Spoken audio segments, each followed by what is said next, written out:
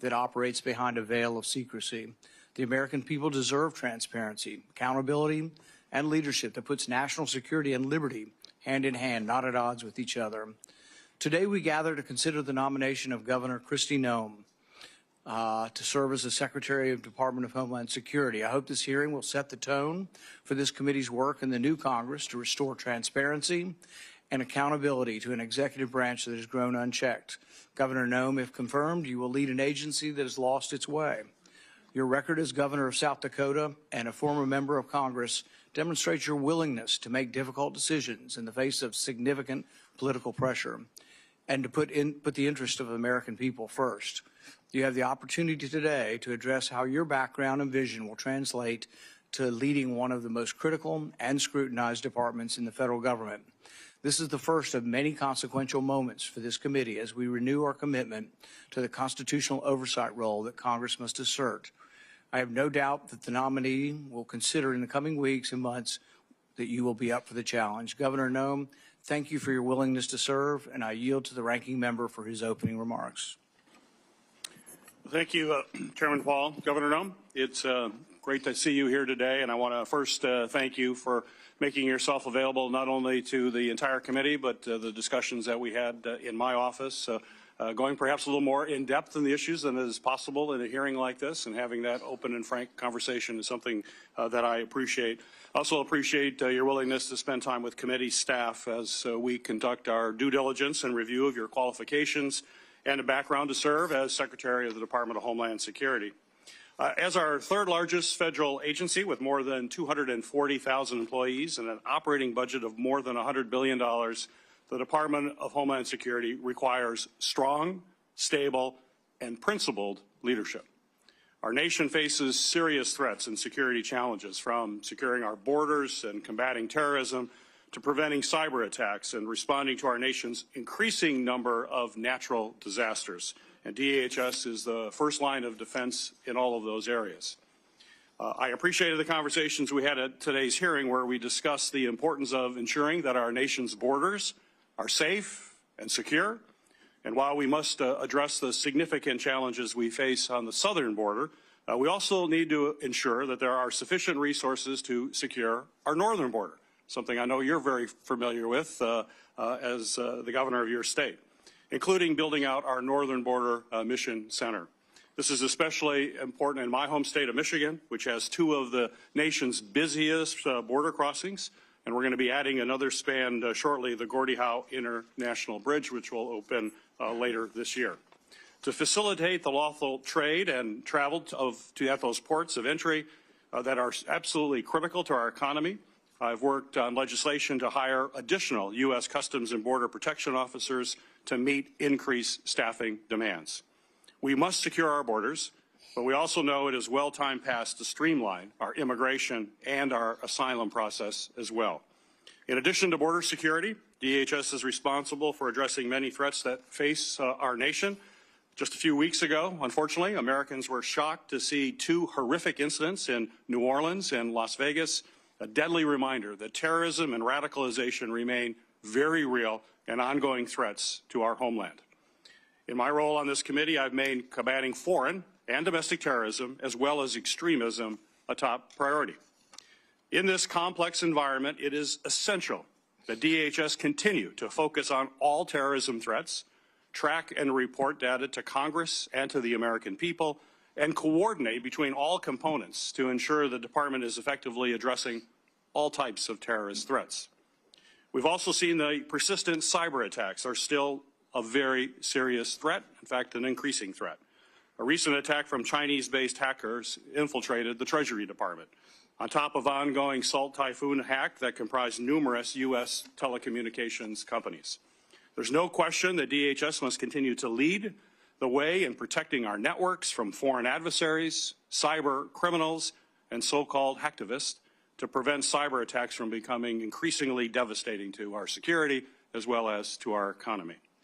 And finally, the Department of Federal Emergency Management Agency must continue to work hard to address the increasing number of natural disasters affecting our communities as a result of climate change. From violent storms like hurricanes that brought destruction to states across the South to the devastating wildfires in California and countless other severe storms and flooding events all across our country. We need leadership at the department that will ensure our nation effectively responds to communities when disaster strikes them. The safety and security of our nation and the American people depend on the department's ability to effectively address these wide-ranging threats.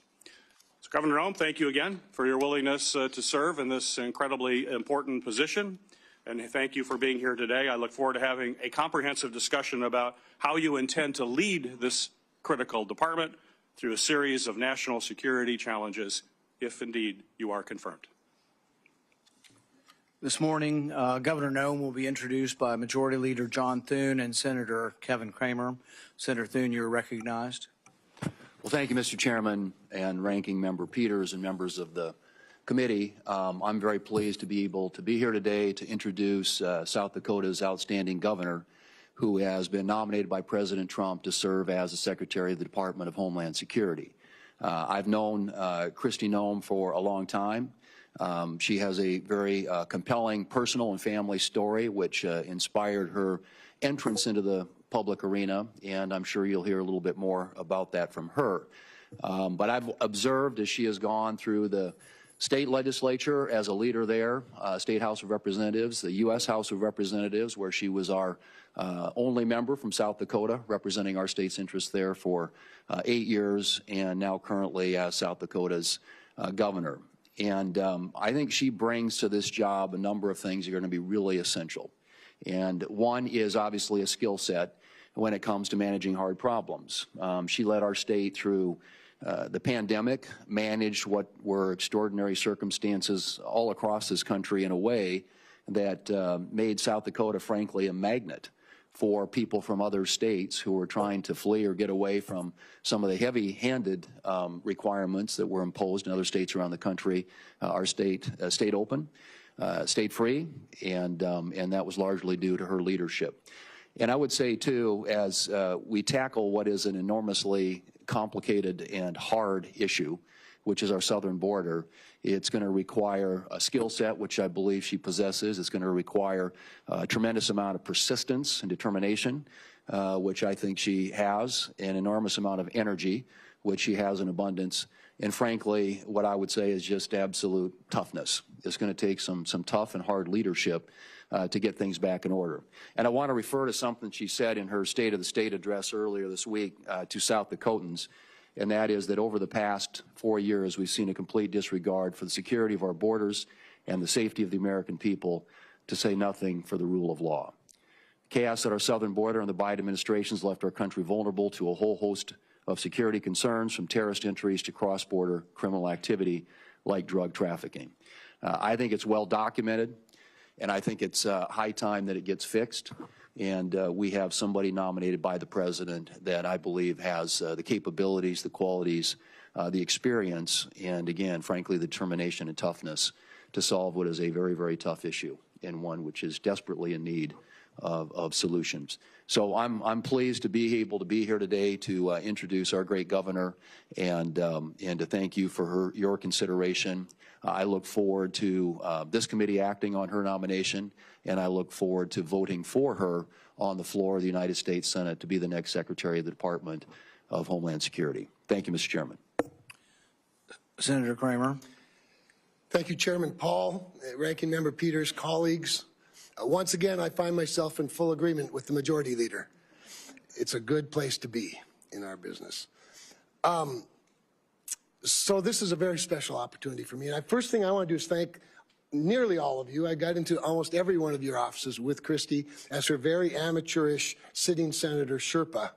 And the blessing for me was not only to be with my good friend and former colleague, but to learn a lot about this committee that I'm not on, and to get an inside view. And Gary, especially learning how we can work together at the northern border and how similar, although very different, Michigan and North Dakota are. So thank you for your hospitality. You were all very kind to Kristi and to me. But Kristi is a former colleague. You know, when you're the only member of a body of 435 from an entire state, it's really important to have friends.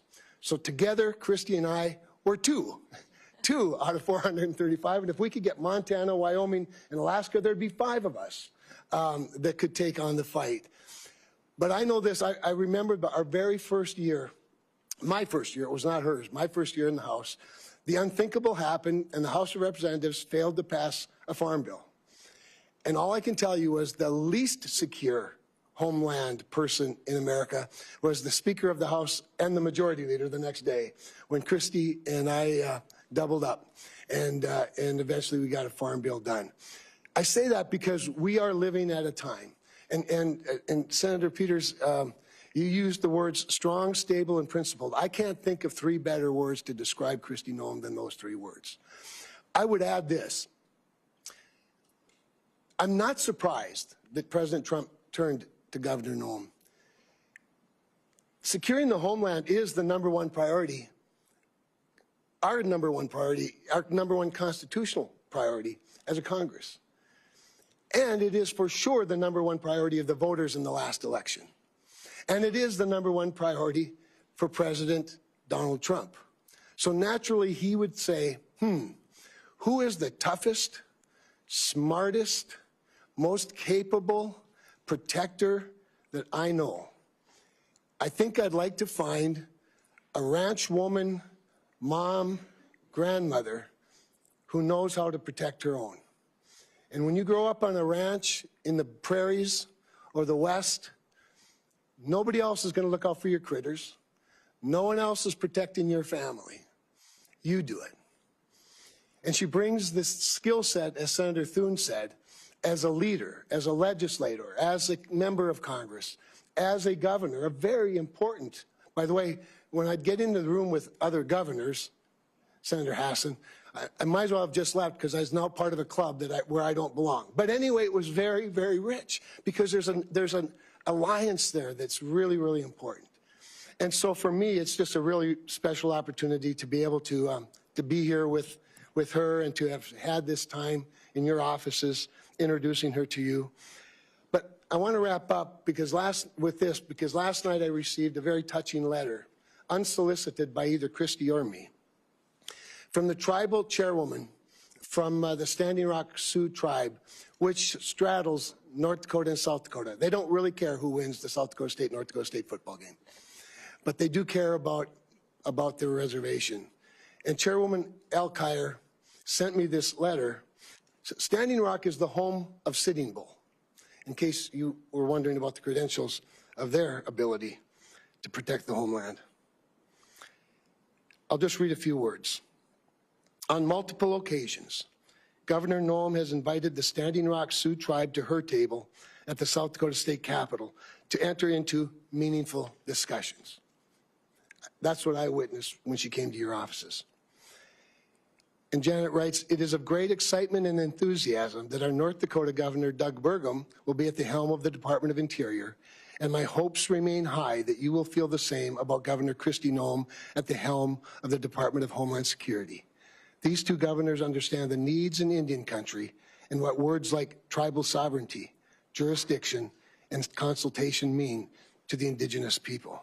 It speaks volumes to her leadership and to her character. It's my honor to support her and turn it over to her. Thank you for those great introductions. The committee has also received several statements in support of Governor Noem's nomination, including a letter from 22 fellow governors, the International Association of Firefighters, and 6 other organizations. Without objection, these letters of support will be made part of the hearing record. And I know our senators are going to have to go, but thank you for coming and doing those introductions. It's the practice of this committee to swear in witnesses. Governor Noem, please stand and raise your right hand. Do you swear that the testimony you will give before this committee will be the truth, the whole truth, and nothing but the truth, so help you God? Governor Noem, you are now recognized for your opening statement. Well, thank you, and good morning, Chairman Paul, Ranking Member Peters, and the distinguished members of this committee. I'm honored to appear before all of you today as the nominee for the Secretary of Homeland Security. I want to thank President-elect Donald J. Trump for his confidence in my leadership and the people of South Dakota for their fantastic support throughout my time in public service. I would also like to express my sincere gratitude to Senator Kramer.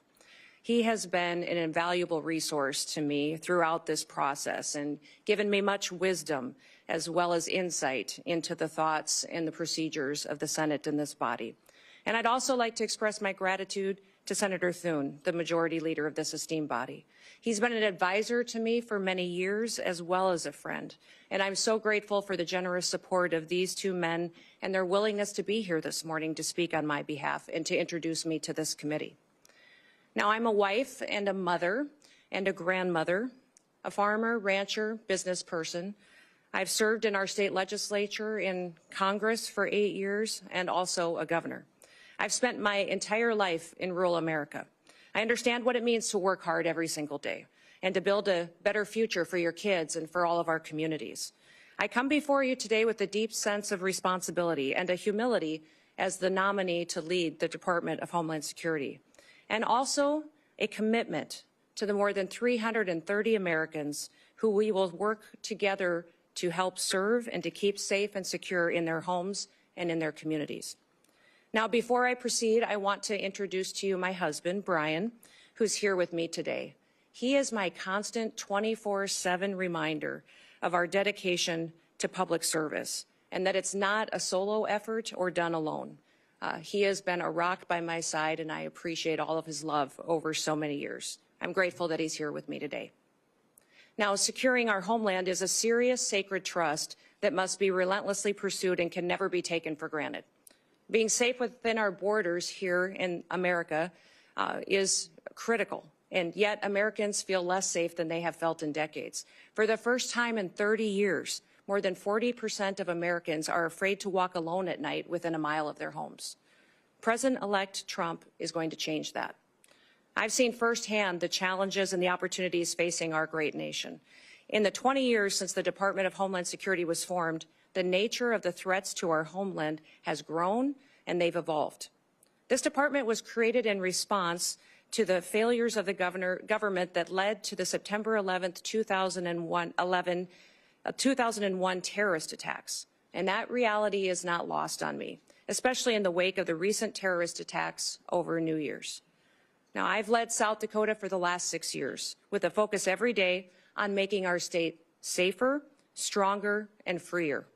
I've focused every day on making the best decisions, not just for right now, but for generations to come.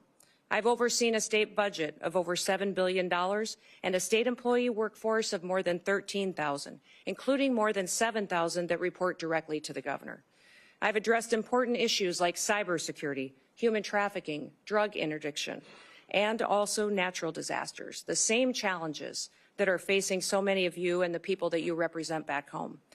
I've secured our state and supported the rule of law. And if confirmed as the 8th Secretary, that is the same approach that I will take to leading the Department of Homeland Security. As we face the evolving threats of the 21st century, the mission and the success of DHS is more critical than ever. We must be vigilant and proactive and innovative to protect the homeland. The challenges in front of us are extremely significant, and we must secure our borders against illegal trafficking and immigration. We must safeguard our critical infrastructure to make sure that we're protected against cyber attacks, respond to natural disasters, and also terrorism. I firmly believe that we can meet those challenges head-on with resolve. Innovation, we can use collaboration with federal and with state partners. And, Senators, I want your input. Border security must remain a top priority. As a nation, we have the right and the responsibility to secure our borders against those who would do us harm. And we must create a fair and a lawful immigration system that is efficient and is effective and that reflects our values. President Trump was elected with a clear mandate. He needs to achieve this mission because 2/3 of Americans support his immigration and border policies, including the majority of Hispanic Americans. I was the first governor to send National Guard troops to our southern border when Texas asked for help and when they were being overwhelmed by an unprecedented border crisis.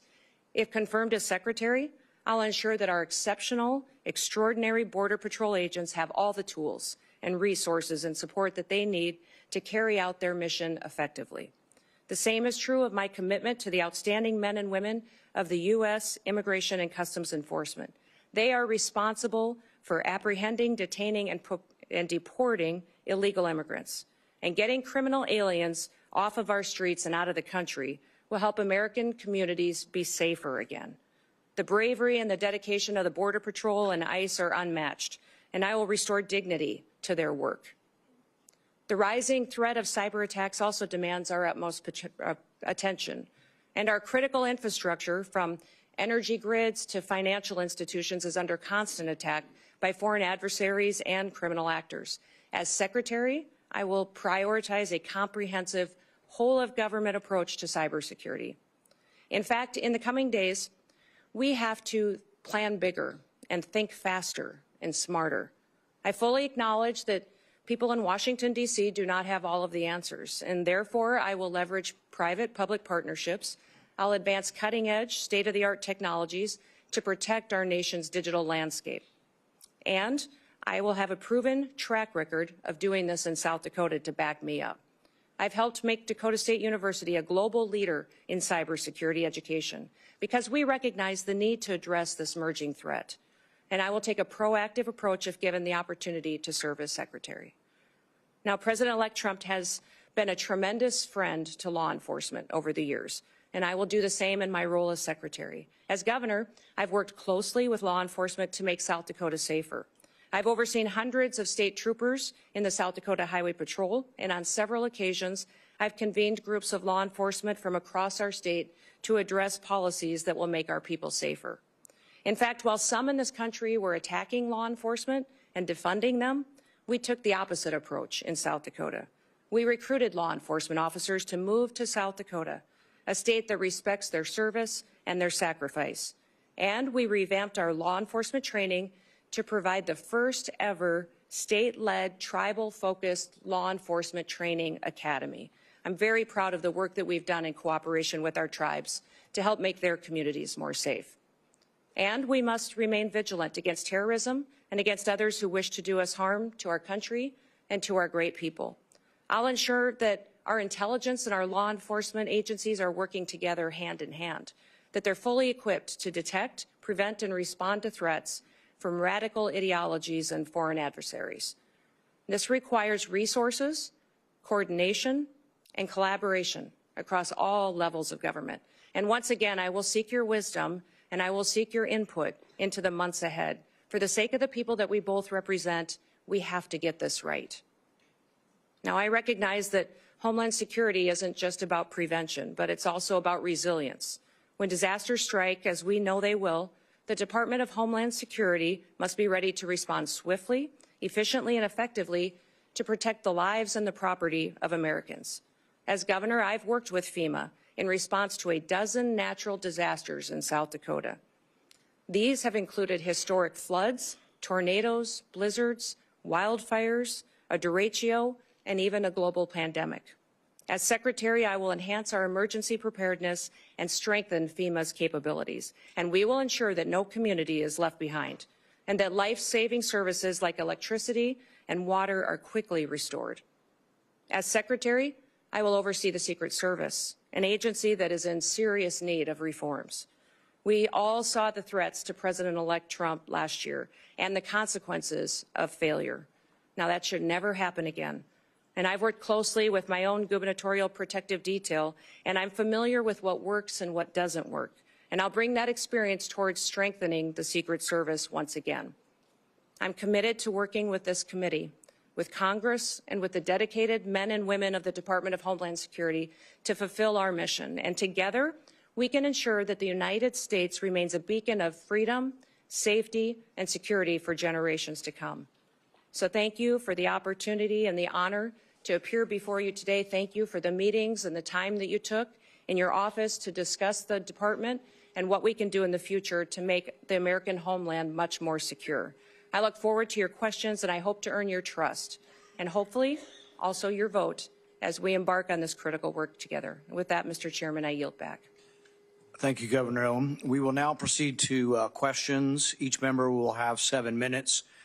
We will have a vote that will start at 10 a.m., but we're going to continue the hearing and keep people in line as you come and go to vote. We'll keep the hearing moving. I want to be clear from the outset that we will not tolerate any disruptions. The Capitol Police have been asked to escort anyone immediately from the room if they disrupt the hearing. This is a standard question, Governor Noem, that we ask of all nominees. Governor Noem, do you agree without reservation to comply with any request or summons to appear and testify before any duly constituted committee of Congress if you are confirmed? Yes, Mr. Chairman. I'm going to reserve the rest of my time for my questions and go to Senator Peters. Thank you, Mr. Chairman. Governor Noem, the DHS Secretary has many competing priorities, as you well know, and you outlined certainly in your opening comments, from our borders to wildfires to cyber attacks. But as you and I discussed at length, and I appreciate you bringing it up in your opening comments as well, we do have a northern border in addition to a southern border. That's absolutely essential that the DHS has the resources necessary at the northern border to carry out its mission, both between ports of entry and all along the border. In fact, we've seen an increase in unauthorized crossings in recent years at the northern border.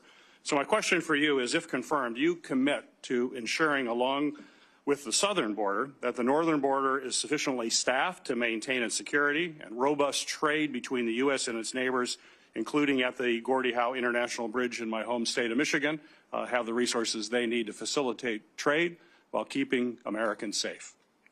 Yes, Senator Peters, you and I talked about this in your office and also with Senator Slotkin as well, how important it is to continue to remain focused on our northern border and all borders and ports of entry that the United States has. I think there's been some universal concern from some of the committee members that as we focus on the southern border and what we're seeing as far as the invasion there and the amount of people crossing, that the northern border would lose focus. But that will not happen, and we will ensure that our borders are secure and we're addressing all threats that may come in from any direction. And also with the bridge as well and staffing up on that as well, and I've assured Senator Slotkin as well that our focus is there to make sure that it is staffed appropriately.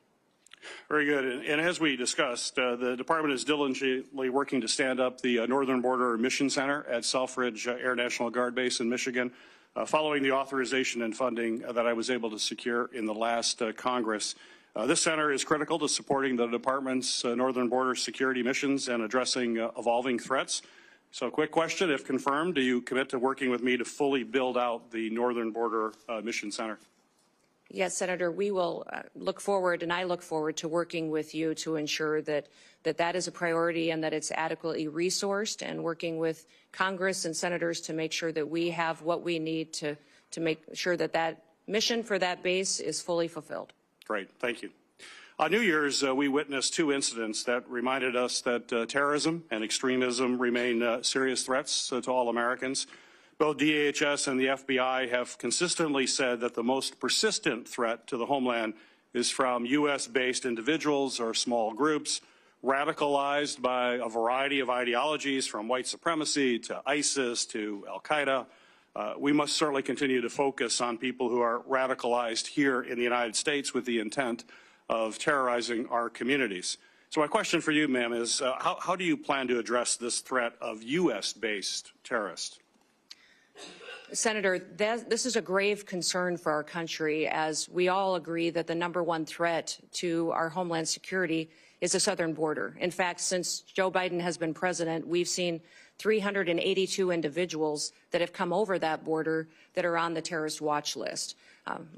Behind me have the governor of Louisiana with me, and he and his state and people in this country went through a horrific event on New Year's Day, and one that we never want to see repeated again. But this governor behind me is concerned also about an upcoming event, which is the Super Bowl coming shortly, which we need to do all that we can to work together, that he has the reassurance that the federal government, that the Department of Homeland Security is prepared to help him protect that event and to keep people safe while they are there. Those 382 terrorists or known terrorists that have come over our border, we don't know necessarily where they are because of what has been happening under Joe Biden's policies. Now, President Trump obviously won the last election with a clear mandate, and that mandate is for the American people to secure that border but also we need to focus on domestic terrorism and homegrown terrorism, which you just referenced in your question. Homegrown terrorism is on the rise. We see more and more incidents of people that are U.S. citizens that have become radicalized, and knowing when people are leaving the country and coming back and changes to their behaviors and what their actions are is critically important. So the resources that the Department of Homeland Security has needs to be utilized as far as identifying those threats and being proactive to prevent them, but also protecting civil rights and liberties in that process and making sure that the department is on mission to do what it was called to do, why it was created, and what authorities that Congress and the Senate has given them. My hope is that Governor Landry and his staff and his people and the people that attend the Super Bowl know that the Department of Homeland Security is their partner, is on watch to protect them and to keep that event safe. I hope all Americans know that leadership has consequences. I hope that we can get through and get your support for this nomination and get confirmed quickly so that we can address the threats that we currently face and make sure we don't have any repeats of the day that we saw just starting this year on New Year's Day.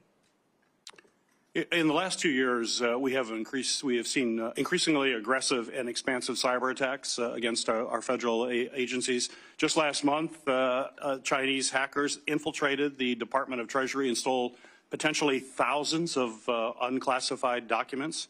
So given these concerning trends by the PRC to hold our federal networks hostage, do you believe that federal agencies should be required to implement cybersecurity upgrades and maintain the highest cybersecurity standards to protect sensitive or classified data and U.S. citizen information as well? Well, Senator, the mission of CISA, which is the Cybersecurity and Infrastructure Agency, the mission of it is to hunt and harden. It's to find those bad actors and help work with local and state infrastructure, critical infrastructure entities so that they can help them be prepared for such cyber attacks and that they can make sure that they're hardening their systems to protect them in the future, recognizing the vulnerabilities that they have. CISA's gotten far off mission. They're using their resources in ways that was never intended. The misinformation and disinformation that they have stuck their toe into and meddled with should be refocused back onto what their job is, and that is to support critical infrastructure and to help our local and small businesses and critical infrastructure at the state level to have the resources and be prepared for those cyber attacks that they will face. You know, Salt Typhoon was a campaign of espionage by the PRC in China against our telecoms, where large amount of data was stolen and taken, and people's private information was taken as well. And we've also seen China and the PRC go after our critical infrastructure with the Volt Typhoon hack. And that was extremely dangerous because there was no reason for them to do that, just to steal people's data and information. The reason for them to go after that was to control our critical infrastructure, for the ability to see if they could shut down a water plant, a utility company, and that was to cripple our country. So these threats are real. CISA needs to be much more effective, smaller, more nimble, to really fulfill their mission, which is to hunt and to help harden our nation's critical infrastructure. Thank you. Thank you. Thank you. Senator Scott. Governor Noem, congratulations on your nomination. Thank you. I think you're going to do a great job. I think it's great that you're a governor and you bring that expertise to the table. So I just went through the campaign to get reelected, and it was after the Butler shooting. I'd asked people, I said, at all my events, I say, raise your hand if you think the acting director of the Secret Service is going to tell us what happened. Not one person. I said, what about Secretary Mayorkas? You know, he's running HHS. What do you think? Or Homeland Security. What do you think? I said, how about Christopher Wray? You know, head of the FBI? Not one person. Can you just talk about the importance of transparency and accountability in government and how you're going to bring that to the table? Yeah, Senator Scott, thank you for that question, because that's what I have found across the country as well, and I know it's certainly true in my home state of South Dakota, is that people don't trust the federal government. They don't trust our leadership and this current administration that's in the White House right now to tell them the truth. To tell them the truth about what the threats really are, about our agencies and departments, when there are failures, addressing them and fixing it. The Secret Service is is one of those perfect examples. They need leadership that understands why that Secret Service was created and what it needs to do. There's two elements really that the Secret Service is tasked with, and that is protective detail and then also investigations. Yet we see investigators within the Secret Service out there investigating antiquities and other things that are off mission when they should be focused on making sure we're addressing national security events with the protocols that are necessary and protecting the individuals that they're charged with and getting that skill set and training that are necessary. That's been compromised by not having enough people there and being adequately staffed and resourced. But frankly, the leadership hasn't been honest about talking about it. We saw this with the drones over New Jersey as well, the federal government not answering the questions from the public. And when they finally got a straight answer out of President Trump, they felt reassured that somebody recognized that this was something they were questioning and that they deserved answers. My goal and my mission is to build trust. We will undertake a large job and a large duty that we have to fulfill, that the American people expect us to do by securing our border, to make sure that our nation is a nation with borders or we're no nation at all, and that we are making sure that those criminal actors that are perpetuating violence in our communities and in our cities and towns and states are removed from this country, that there's consequences for breaking the law in our country again. There has to be consequences because when Americans break the law, there's consequences. And why would we ever allow someone to come in from another country and not allow them and not have consequences or allow them to continue to go forward and to commit rape and murders and break other laws that endanger our society. So we've had over 13,000 murders that are loose in this country that have come over that border. We've had almost 16,000 rapists and sexual assault perpetuators that are loose in this country right now. 425,000 plus people have criminal convictions that are here illegally in this country that our current administration is doing nothing to round them up and get them out of our country. We will be doing that immediately, and that will be the priority. And that is one of the reasons that today the American people have lost their trust. President Trump will build it back and know that their federal government is accountable to them and is working to put America first again. So Joe Biden completely opened our southern border and dismantled our entire immigration system. As a former governor, I know that when the federal government policies are broken and failing Americans, you see the impacts in your state, just like I did when I was a governor. And you take the steps necessary to protect the families in your state. I know you've done that. One thing you did, as you talked about before, you sent troops, our National Guard, to the southern border. Can you talk more about how Biden's open border policy has affected your state and communities and the role your state resources placed in helping secure the border? You know, we certainly have seen the effects in South Dakota that many of your states did, and I would say every state has seen the effects of an open border and the policies that have been under the Biden administration. We saw increased crime, but we also saw increased drug activity. We saw cartel and their affiliates moving into our state to proliferate trafficking, and we saw people being victimized and a lack of accountability with the federal government. So when Texas was addressing the situation and asked other governors for help, we sent help. I know many of the other governors at the time were sending law enforcement, but I made the decision that at that time that it was more appropriate to send the National Guard, that our National Guard could be activated under Title 32 and sent to assist another state from the invasion that was happening, and because the National Guard is trained for just such a mission. Because of this invasion, that it is a war zone down there with what they are going to see, the threats that they would see, and that they are trained specifically to interact with other agencies. The National Guard is used to falling in with other agencies and cooperating with them and could do that seamlessly. And their families and their communities are normalized to them being deployed. So we have in South Dakota deployed our National Guard to the southern border 8 different times. 2 of them were federal deployments that the Biden administration sent them down there. One was to send our Lakota helicopters, which were used for surveillance and the drug interdiction that was going on down there. But 6 other times I sent them under state activation to partner with Texas and other states in securing our southern border. They did security operations.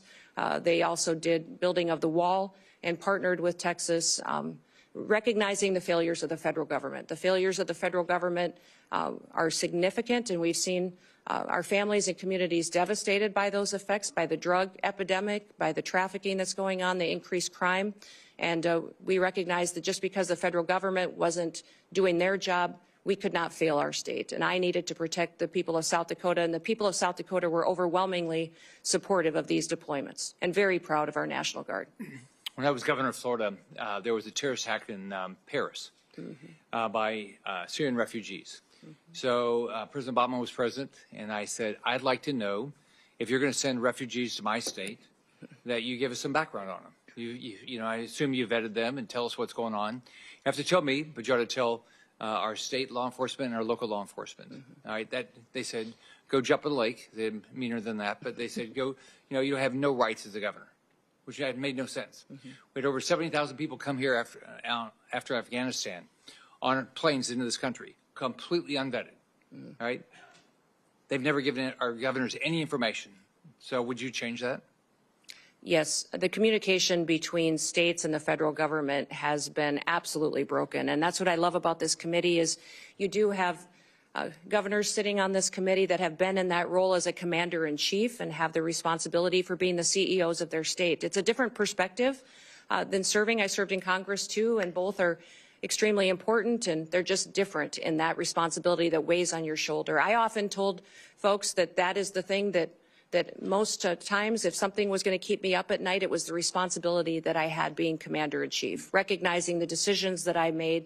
And I'm sure you had this feeling as well, Senator Scott, as governor, that impacted those families, those soldiers, and it impacted their communities when we pulled them out, and the importance of that. And when they were bringing refugees into the country, I as well communicated that to the federal government. They were bringing refugees, and I asked how they were vetted, how we were working with their home countries to find out who they really were, what their intentions were, and why they were coming to the United States, and received no information from this administration, that vetting process was being done, that we knew where they're going. In fact, they kept us in the dark and didn't communicate to us even what states and where those refugees were being placed. So that is something that we need to change. When we have programs that fall under the purview of the Department of Homeland Security, there needs to be communication, especially with the governor, so that we can coordinate to ensure that it's the right thing for that state. Thank you. Senator Hassan. Thank you, Mr. Chair, and welcome, Governor Noem.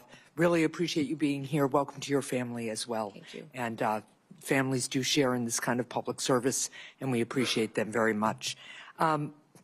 As we discussed at our meeting last month, as a former governor, I appreciate the important responsibilities that governors have to ensure the safety and security of their communities, including by managing public safety and emergency agencies. And I will say that in many ways, I agree with some of the things that Senator Scott just said about improving communication between the Department of Homeland Security and governors around who is being sent to states. It's a critical issue and something that I was frustrated by when I was governor. So I look forward to hearing more today about your priorities, if confirmed, about how your experience as governor would help you run the Department of Homeland Security. Let me just start by following up with a question that Senator Peters had also touched on. We have recently in New Hampshire seen a dramatic increase in unauthorized border crossings at the northern border.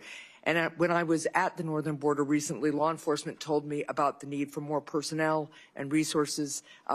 We still don't have cell phone coverage in a lot of the stretch of our northern border. I've worked with Senator Kramer on bipartisan legislation to strengthen our northern border strategy because it's clear more support is needed. So, Governor, if you're confirmed, would you deploy additional full-time personnel and upgrade equipment along the northern border?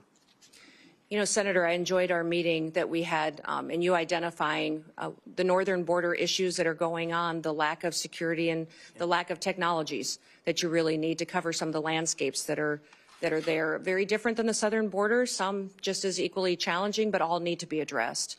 So I definitely will be working with you to ensure that our northern border is adequately resourced as well. And we do have to have the resources in order to be successful. Right. That's something I want to work with Congress, with the Senate and the House on, to ensure that the resources are there to meet the challenges that we have. We have not fully utilized the technologies that are available, that are necessary to really secure this country and to compete with those bad actors which wish to infiltrate our country. and having the ability to utilize them will make us much more safe. So I'll work with you most definitely in ensuring the northern border is protected. Well, I appreciate that. And I just note, too, that at the same time, there's real concern in New Hampshire and all along the northern border that we strengthen the border and have the resources we need.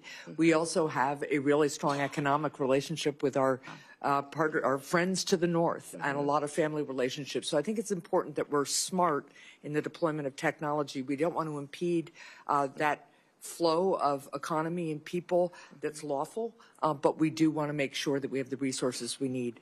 I want to turn to the southern border now. At the southern border, we need significant technological investments to support law enforcement personnel in their efforts to catch fentanyl smugglers, to stop human traffickers, and seize the cash and illegal guns that criminals traffic southward to the cartels. And we talked about this a little bit. There's bipartisan support for these investments, and I've worked with colleagues, including Senators Langford and Cornyn, on legislation around these issues. Governor Noem, could you identify specific technological investments that you would make at the southern border, and are you willing to work with me on increasing southbound inspections if you're confirmed? Yes, certainly, Senator. You've heard President Trump talk about the need to build a wall. And the wall and infrastructure is critically important, but also at our 382 legal ports of entry, we need to have technologies so that flow can happen north and south, and it can happen in a legal manner to ensure that our commerce can continue to operate and that we can continue to make sure that we're also secure. I think de minimis shipments are a concern, and the need to look at those and how traffickers and fentanyl distributors are using that. I think we also need to use scanners, surveillance operations. There's new technologies out there to cooperate with satellites in some area where the topography does not necessarily facilitate having actual infrastructure, and then also the ability to make sure that we're utilizing that technology that allows us to know what is going south that might be fueling some of the violence that ends up coming back north, and ensuring that we're stopping that before it has the chance to supply those cartel and bad actors that would come in. Yeah, I really appreciate that, because the southbound flow, particularly of cash and weapons, fuels the cartels and strengthens them. Absolutely. And it's something that we really have to focus on. I also want to follow up on the issue of cybersecurity. Recently, criminals launched a successful cyber attack on PowerSchool, a cloud-based record management system that contains personal information about tens of millions of kindergartners through high school seniors, including many students and teachers in New Hampshire. This cyber attack on PowerSchool comes as schools and local governments across the country have seen a surge in cyber attacks on their systems. And when a small school of maybe a couple of thousand system, maybe 1,000 students or so has to pay $2 million in ransom, I want you to think about what that does to one of our small communities, right? So, Governor Noem, if you're confirmed, how will you empower the Cybersecurity and Infrastructure Security Agency to improve the cybersecurity of state and local governments in the United States? Well, thank you, Senator. If I am confirmed and have the opportunity to serve as secretary of this department, I'll be following the Constitution and the rule of law, and then getting these departments back on mission to why they were created and why they are existing. What CISA should be doing is helping those small entities, those schools, those local city governments, the state governments, and the small businesses that are critical infrastructure that don't have the resources to stay on top of the critical protections that they need to enact. Well, let me follow up just quickly on that one point. It's something we discussed when we had our meeting. I worked with Senator Cornyn on a bipartisan bill that became law that created a cybersecurity grant program for state and local governments. This is in addition to each state getting a cyber coordinator to help on the ground. We discussed this program, and I know you as governor had some reservations about the structure of the program. But if confirmed, will you commit to working with Congress to adjust it? I'd love your input about what gave you pause as governor. I think there were only 2 governors who didn't participate in the program. And I hope that as we work on the concerns you have, you'd work with me to adjust and reauthorize the program. Yes. All grants within the department will be evaluated when I come in and be looked at to see what we can do to make sure that they're actually fulfilling the mission to which they were established. What I would say about the cybersecurity grants in South Dakota, when I came in as governor, one of my main priorities was to bring the next industry into the state. Right. And I determined that that would be technology and cybersecurity. In fact, we have Dakota State University in our state, which is a cybersecurity national leader in training those cyber warriors that we need to protect us and keep us safe. I've since then partnered to grow and double the size of that school. We train a lot of NSA employees. Yep. In South Dakota. And so understanding cybersecurity and my experience in that, I think, is critically important to the department and bringing it to the table to do this. You talked about why we didn't take that cybersecurity grant in South Dakota, and it's because the requirements of that grant would have caused me to grow my state government. The administration costs of it would have been much more than what it would have been able to facilitate at the local level, and our state was already proactively helping these individuals that needed the resources to secure their systems. Well, I appreciate that. I'm way over time.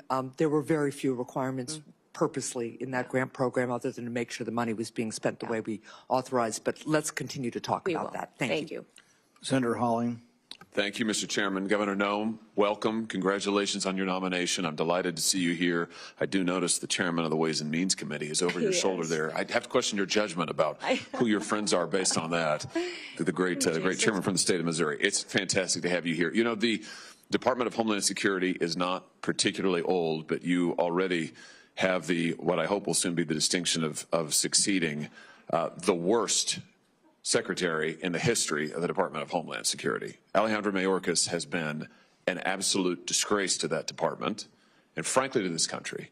And I'm delighted to see you willing to step up and serve. Let me just ask you something. I repeatedly asked your predecessor when he sat where you're sitting whether the southern border was secure.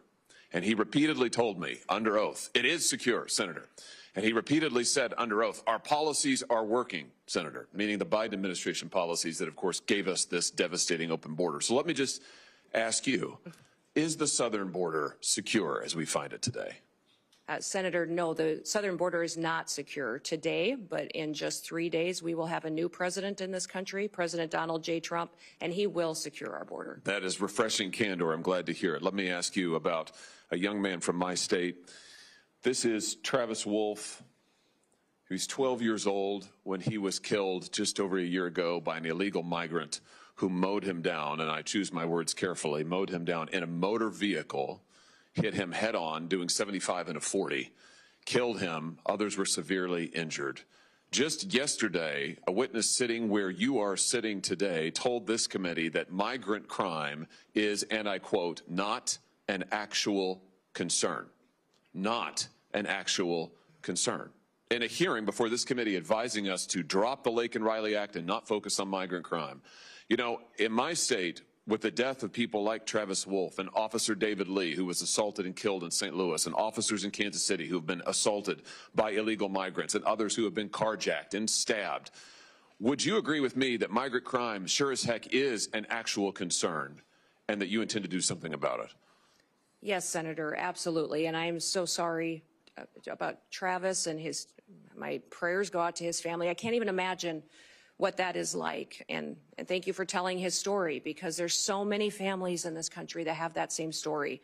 And they don't understand why the federal government is allowing people to come into this country illegally and then perpetuate crimes against their people and then give them resources and shelter and food and debit cards to go take care of their families when they go to work every single day to make sure that they're providing for their families and are held accountable to when they break our laws. So, let me ask you this. Will you work with President Trump to reinstate the Remain in Mexico program that the president had in place in his first term, which does so much to ensure that those who would seek to abuse our asylum system are not allowed into the country, and those who have legitimate asylum claims, their claims are processed in due order and in due course, but they wait in Mexico until those claims are fully processed. Will you work to reinstate that program? Yes, Senator, the president and I have talked extensively about this and will 100% partner with him to reinstate the Remain in Mexico policy and make sure that it's in place. Fantastic. I think Travis might be alive today if that policy had been in place. Let me ask you about CBP One, the phone app that I've called concierge service for illegal immigrants. I'm sure you're familiar with it. This was the Biden administration's effort to allow asylum seekers to apply ahead of time using their phones, but not actually to provide any evidence that they needed asylum. There was a newspaper report, a press report that said the only problem with the app is it never asks users, are you seeking asylum? They don't ask for any asylum evidence. They simply release these so-called asylum seekers who use the app into the country on parole. Sometimes they're never given a hearing. The Inspector General actually did a report, a full investigation report on CBP-1, and found that frequently users of this app were claiming the same addresses in the United States as their intended destination, even though they didn't know each other, they weren't family connections. In other words, it has been completely abused. And the idea that the federal government would pay for this kind of concierge service for illegals, I think is outrageous. Will you end the use of the CBP-1 app? Yes, Senator, if confirmed, and I have the opportunity to be secretary on day one, CBP-1 will be shut down. There's data and information in there that we will preserve so that we can ensure we know who's coming into this country and who's already here that we need to go find, but also we make sure that there's another program, CHNV, which I'm sure you're very familiar with, where our federal government actually paid to fly people into this country directly from other countries without any vetting or knowing who they are. So there's several of these programs that need to be eliminated, and we need to ensure that we're following legal immigration laws. I'm glad you just mentioned CHNV. This is this is a mass parole program. Of course, as you know, our law allows parole in only very limited circumstances. There are two circumstances, and it requires case-by-case evaluation. The present administration, soon to be gone, has granted mass parole in direct defiance of the law, not case-by-case evaluation. The CHNV program is one of those instances. Will you put a stop to this abuse of our parole law and our asylum system? Yes, we will go back to case-by-case evaluation of these parole cases and ensure that we have more resources if you will partner with us to make sure that our legal immigration system is fully utilized, that we have more judges, more immigration courts so that we can process people legally and make sure that they are going through that process rather than, like Joe Biden has done, use this as an excuse to allow people to come into our country with no consequences. Let me ask you about another low light, not a highlight, but a low light of this last administration and DHS. Your predecessor, the current Secretary of DHS, established a disinformation board using taxpayer resources to police speech on the internet and elsewhere, to tag American citizens' viewpoints as either legitimate or not legitimate, and use the power of the state to censor them, including having them removed and perhaps penalized. This has got to be the darkest chapter, I think, in DHS's short history. He eventually withdrew the board under intense criticism, but has never fully repudiated it and never promised not to do it again. Will you pledge to us here today that under your leadership, there will never be a disinformation board or anything like it at DHS, and you will be a champion for the free speech and First Amendment rights of all Americans? Yes, Senator, there will not be a board such as that under my leadership at the Department of Homeland Security. Fantastic. Absolutely. Let me ask you in my remaining seconds just one more thing about the Secret Service. You've mentioned this, and I'm so glad that you did. This committee, and it has been bipartisan, this committee has done bipartisan work on the attempted assassinations, or the assassination attempts, I should perhaps say, of the former president, soon to be the future president, soon to be the president, President Trump. We were stymied at every turn, and I should use the present tense. We are currently being stymied at every turn by the current Secret Service leadership and, frankly, by the leadership of DHS, who have refused to turn over documents, who refused to make people available for interviews. We finally had to pass my own law in this committee, which we unanimously adopted, a law, a statute, mind you, which would require DHS and Secret Service to turn over relevant information to us about the assassination attempts. It's unbelievable. When you come to office, to this office, I hope very soon, will you pledge to us that you will open the books on all of the facts associated and around these assassination attempts, that you will make available to us and to the public, most importantly, all the facts so that we can ensure that this never happens again and that the needed reforms in the Secret Service are put into effect? Yeah. Senator, if I am the Secretary of Homeland Security, I will certainly work with you to build transparency and make sure the facts are shared with you and your committee. I know that you've been very frustrated by the lack of transparency from the department, and I want to thank those of you that have worked on that report that was put together on these assassination attempts. I know it was a bipartisan report and investigation that this committee conducted, and I appreciate you focusing on that, and I will work with you to get the information so that you have the truth of really what happened there and the failures so they can be fixed. Thank you. That's a great place to end. And a high note is I see my friend Senator Blumenthal, who did fantastic work on this effort, and it will be an incredible new day, and incredibly refreshing to have a DHS secretary who will tell us the truth, who will be honest with us about the facts, honest with the American people, and who will enforce our law. And I know you'll do that, Governor Noem. I look forward to supporting your nomination. Congratulations. Thank you. Senator Blumenthal. Thanks, Senator Johnson. Welcome, Governor Noem, and thank you for being here. Thank you for visiting with me, and thank you to your family for their service as well.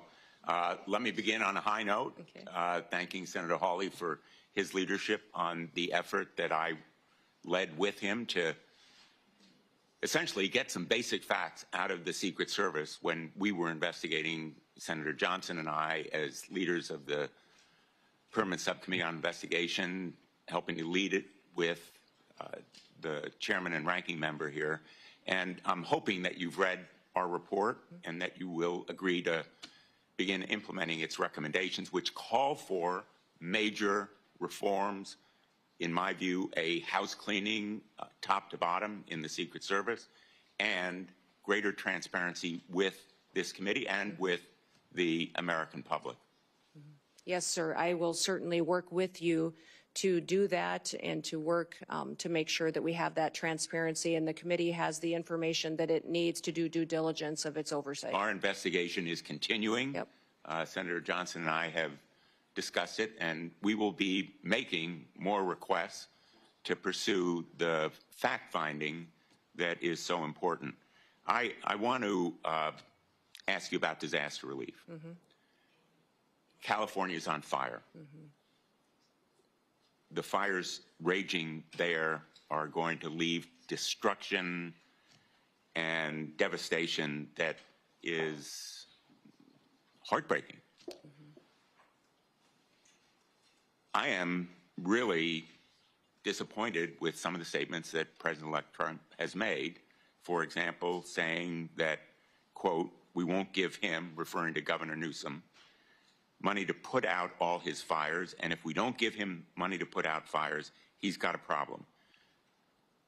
The specter is there of potential discrimination based on politics, withholding money from California or other states. It's not an unfounded fear. In the last administration, there were public reports about President Trump withholding money from the state of Washington because of his disagreements with Governor Inslee. Connecticut, like the rest of the nation, suffers from these natural disasters. Most recently, in August, we were hit by major flooding, and these natural disasters are going to become more frequent, as will be the need for the federal government to meet the requests for declarations of natural disaster. I assume you will agree with me that withholding disaster relief by President Trump or any other chief executive of the United States is a violation of his duty and of law. Well, Senator, leadership has consequences. And looking at the tragedy that's happening in California, I want to ask you yes or no, with all due respect. Yeah, it's an easy. What's happening in California is the ramification of many decisions over many years. But under my leadership at the Department of Homeland Security, there will be no political bias to how disaster relief is delivered to the American people. So if President Trump were to say to you, we're going to withhold money from Connecticut or Michigan or any of the states, Iowa, because we don't like the governor or we don't like the politics of the state, you would stand up to him and say, Mr. President, we need to allocate that money. Well, Senator, in 3 days, President Trump will take an oath to uphold the Constitution and the rule of law in this country, and he will do that, and I'll be glad to have him back. And I don't speak yes. to hypotheticals, which is what you're asking me to do, but what I will tell you is that as Secretary, I will do the same. I will deliver the programs as the Well, it's laws more than a dictate. hypothetical, with all due respect, and I apologize for interrupting you, but my time is limited, as you know, as a a veteran of these hearings. It's more than a hypothetical. It's based on experience with President Trump withholding money from Washington State and elsewhere. I need to know from you, will you stand up to the President and say, no, the Constitution and the Impoundment Act requires us, for example, to allocate the $100 billion that we have just appropriated in the last session to states like Connecticut, $3 million, Texas, $10 million, almost every one of the states represented here. Will you say no to the President if he withholds that money? Sir, I don't know about the scenarios that you're referencing with President Trump, but what I will tell you is that if given the chance to be Secretary of Homeland Security, that I will deliver the programs according to the law and that it will be done with no political bias. And if the programs change or if you decide to change the rule of law, then I will follow that while adhering to the Constitution. So you pledge to allocate and distribute that $100 billion? According to how the program is written, with no political bias. Every American deserves to be there and have disaster relief the same as their neighbors. Basically following the law. Yes. Let me ask you, Senator Peters asked you about homegrown terrorists. The New Orleans tragedy was the result of a homegrown terrorist born in this country, radicalized by ISIS. And it reflects the reason why the intelligence community, the FBI, almost all of our law enforcement has said repeatedly, domestic violent extremism is the most lethal and persistent threat to our security. That terrorist was radicalized by ISIS. The investigation is underway. We don't know all the facts, but we do know that he was a military veteran and ISIS was responsible for radicalizing him. Shouldn't we focus on ISIS as a threat to this country's security? Senator, certainly we should be focused on all threats to this nation's security. That's the mission of the Department of Homeland Security, and homegrown terrorism is growing. We have more and more incidences. The tragedy we saw and the terrorist attack in New Orleans. What will you do to combat it? What will you do to stop ISIS and other extremist organizations from radicalizing people in this country? Well, certainly, Senator, I'll continue to work with the administration and our partners and the Department of Defense, the intelligence agencies, also within Secretary of State and the other branches and cabinet officials to make sure we're bringing all resources to bear to identify and to stop these types of terrorist activities. What I would say is the cybersecurity and intelligence elements that we have within the Department of Homeland Security have been incredibly siloed.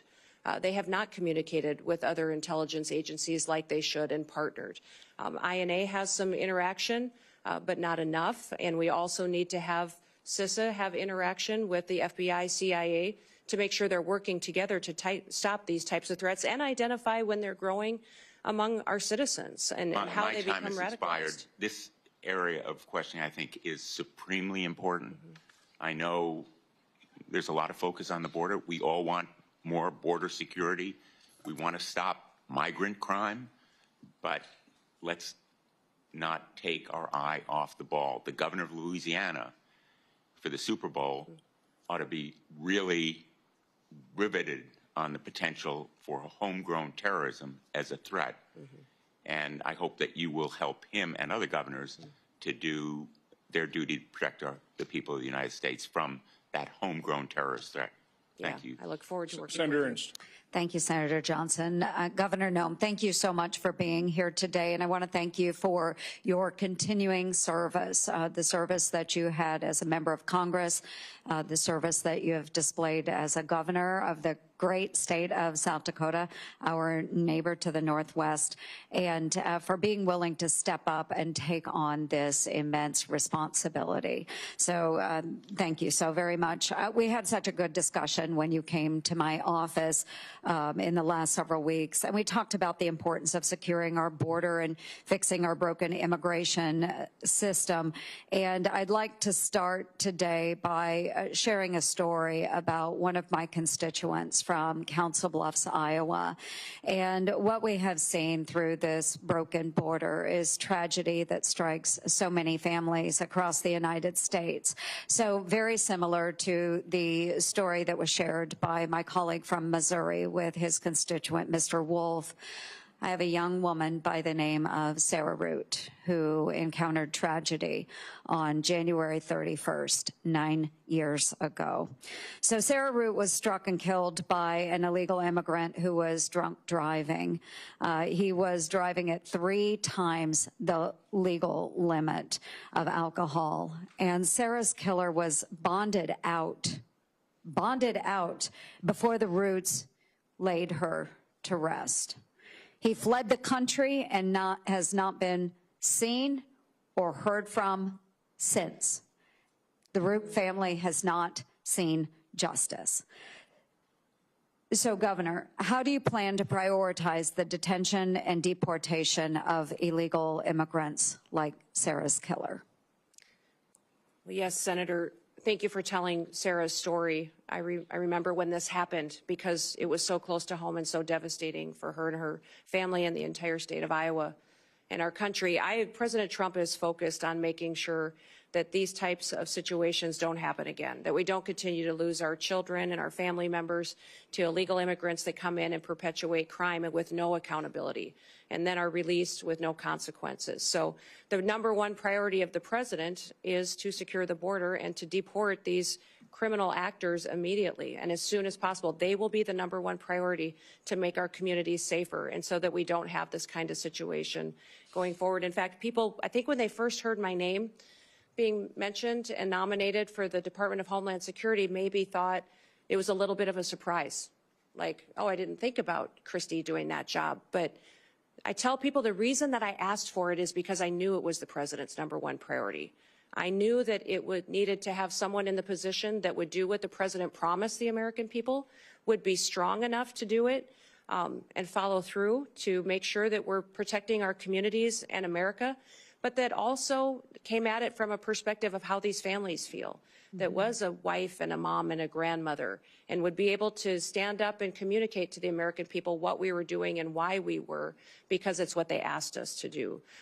I have 3 grandchildren and 1 more on the way, and when I look at little Miss Addie every day, I just think, what kind of a country is she going to grow up in? What kind of a country will we leave her and her brother and his sister? And I don't want them to think that their grandma sat on the sidelines and didn't do all that she could. So I will enforce the Constitution and the law, and I will make sure that when people enact horrific things like this that happened to Sarah and her family, that there will be consequences for it. Yeah, absolutely. And as a fellow grandma, I know that you are perfectly positioned to enforce this. I do want to move on to another topic that we visited about in my office. So I'm the founder and the chair of the DOJ Senate caucus. And so we do need greater government efficiency. And I do believe in order to do that, we need less of our employees teleworking and more of those government workers back in the office working for our constituents. And to that end, it ties together then too. We just found out that the Treasury Department had a cyber attack on December 8th from China. And no surprise here, they access servers through work from home software. So it all ties together. We need more people back in the offices, making sure that any communications are secured, any work is secured. And to that, I know the Biden administration has put a huge emphasis on the cyber bureaucracy. But they haven't really done anything about it. And they haven't given any authority to those that are enforcing the standards. So we need to enforce the standards that are set forth to make sure the cybersecurity is truly there. But what can DHS us do, one with telework, how do we get the employees back? And then two, how do we make sure that our systems are secure from these cyber attacks? Well, Senator, thank you for focusing on remote work and the need to get people back in their offices and accountable to the work that they do. In fact, I've heard since being nominated for this position that many of the agencies within the department are not showing up, they're not doing their jobs, but even FEMA, who is responsible for disaster response, that they have the alternative, some of these employees, to not even respond to a disaster, which might explain the horrific results that we saw in North Carolina when they had such a terrible disaster that impacted families and communities, and FEMA failed them so miserably. If it's not even a responsibility of them to show up when terrible things happen, what other day-to-day activities are not getting done because they're working for home or not doing their job at all. You talked about cybersecurity and the need to ensure that our systems are safe and secure. One of the things that disturbs me the most is that we don't necessarily even know how some of these espionage attacks that have infiltrated our systems have happened. We don't know how to stop them yet. We don't have the knowledge, and that our departments and intelligence agencies and cybersecurity agencies have become siloed and aren't working together to stay in front of these bad actors. But many times our most vulnerable area happens at the state and local level. Some of these smaller entities that feed information into our systems is where they choose to infiltrate and get our data and to really hold for ransom many of these companies and then impact our federal systems as well. So one of the first meetings I had when I was elected governor with the former governor during the transition was he said the #1 priority you're going to have as governor is to secure our systems. He said our systems are so antiquated, and we've had over 16,000 hacking attempts in just the last month. You need to secure our systems and get it done. So that was a priority for me. And to do that, and we fully funded it and got it done in South Dakota, and it's being implemented today. I look forward to doing that at the federal level to make sure that people's data and information is safe, but also our country is safe from these bad actors that have a plan to take us out. Well, thank you. My time has expired, but I do want to end on a note that another thing that I do truly appreciate about you and your nomination is that as a governor, you have worked with those local constituencies as well and those local governments. And I know that this will be an incredible strength that will ensure continued success for you within the department. So thank you, Governor, very much. Thank you, Mr. Chair. Senator Kim. Thank you, Chairman. Governor, it's good to see you. Good to see you again, Thanks for too. coming before our committee. I wanted to just ask you, not just about your work, but how it's going to fit into the broader incoming Trump administration. And in particular, I guess I'm uncertain about roles and responsibilities regarding your position and Tom Homan's. I guess I just want to ask you just point blank, like, who's going to be in charge of the border? Well, the president will be in charge of the border. It's a national security issue, and the president is in charge of this country and has made a promise to the American people, and we will fulfill his agenda.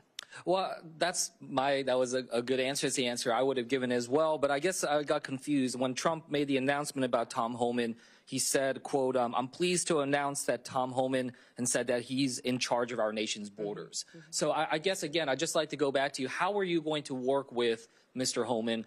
What is the division there? I'm trying to get a better sense of who's in charge. Yeah, Tom Homan is an incredible human being who has over 30 years of experience. Incredible experience. Yeah, I get at that. the border, I'm just trying to think through the insight and wisdom. Decision-making process when it comes to your work. For instance, will he be giving orders directly to CBP, ICE, USCIS?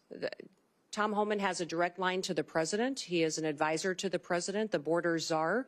I obviously will be, if nominated and confirmed, and put into the position of being the Department of Homeland Security Secretary and responsible for the authorities that we have and the actions that we take. I say this because I actually want to make sure that we're empowering the next Secretary of Homeland Security. Yes. You know, in the legislation that was codified by Congress and moved forward that started this after September 11th, it said, quote, all functions of all offices, employees, and organizational units of the department are vested in the Secretary. So I guess the reason why I mentioned this is I've just seen some quotes from Mr. Homan where he said, quote, I'll be making decisions on border security and deportation. He was asked in another interview about the stronger role that he'll play, and he said, absolutely, I'll be making decisions on how we do the border. So I just raise that as a concern of mine, because not only is that about the function of our executive branch, but also the capabilities of this committee to be able to properly do our constitutional duties for oversight, the ability for us to be able to have that conversation. We can talk to you, engage with you. That is the direct way. But if he is going to be making decisions, then he should come before this committee as well. And I know that that's something where, as far as I know, his role will be directly at the White House, is not something that will be under the purview directly of this committee. So I just wanted to raise those concerns. Yeah. Tom and I work very well together and talk and communicate all the time, and we'll be working together on a daily basis when we're in our positions under the new administration. And I would say there's no authorities being planned to be taken away from the department or myself if I'm in the role, and but we'll it sends continue some to mixed oversee signals. CBP. You can understand how people in my home state, maybe around the country, when they hear Mr. Holman saying, "I'm making the decisions," when they hear President-elect Trump say he's in charge of our border. So I urge that we're going to try to do our best to try to make sure we're empowering the department, empowering the next secretary, because that's where our laws are invested in our decision making. Yeah. Well, thank you, Senator, and we'll make sure you have all the information that you need. And Tom working directly with the president and I working directly with the president hope to help you get all that you need to reassured that the authorities will stay the same as they currently are, but we will continue to work to secure that border and make sure that we're working together in that way. I want to just switch gears about you raised the concerns about terrorism, especially foreign terrorist groups. I guess I just want to ask you, what are the major foreign terrorist groups that are, well, first of all, what are the major foreign terrorist groups that are out there that we're tracking? Which are the ones that are concerns to us in terms of potentially trying to inspire or coordinate an attack upon us? And if you can just give me a sense of what their current capabilities are to try to enact that.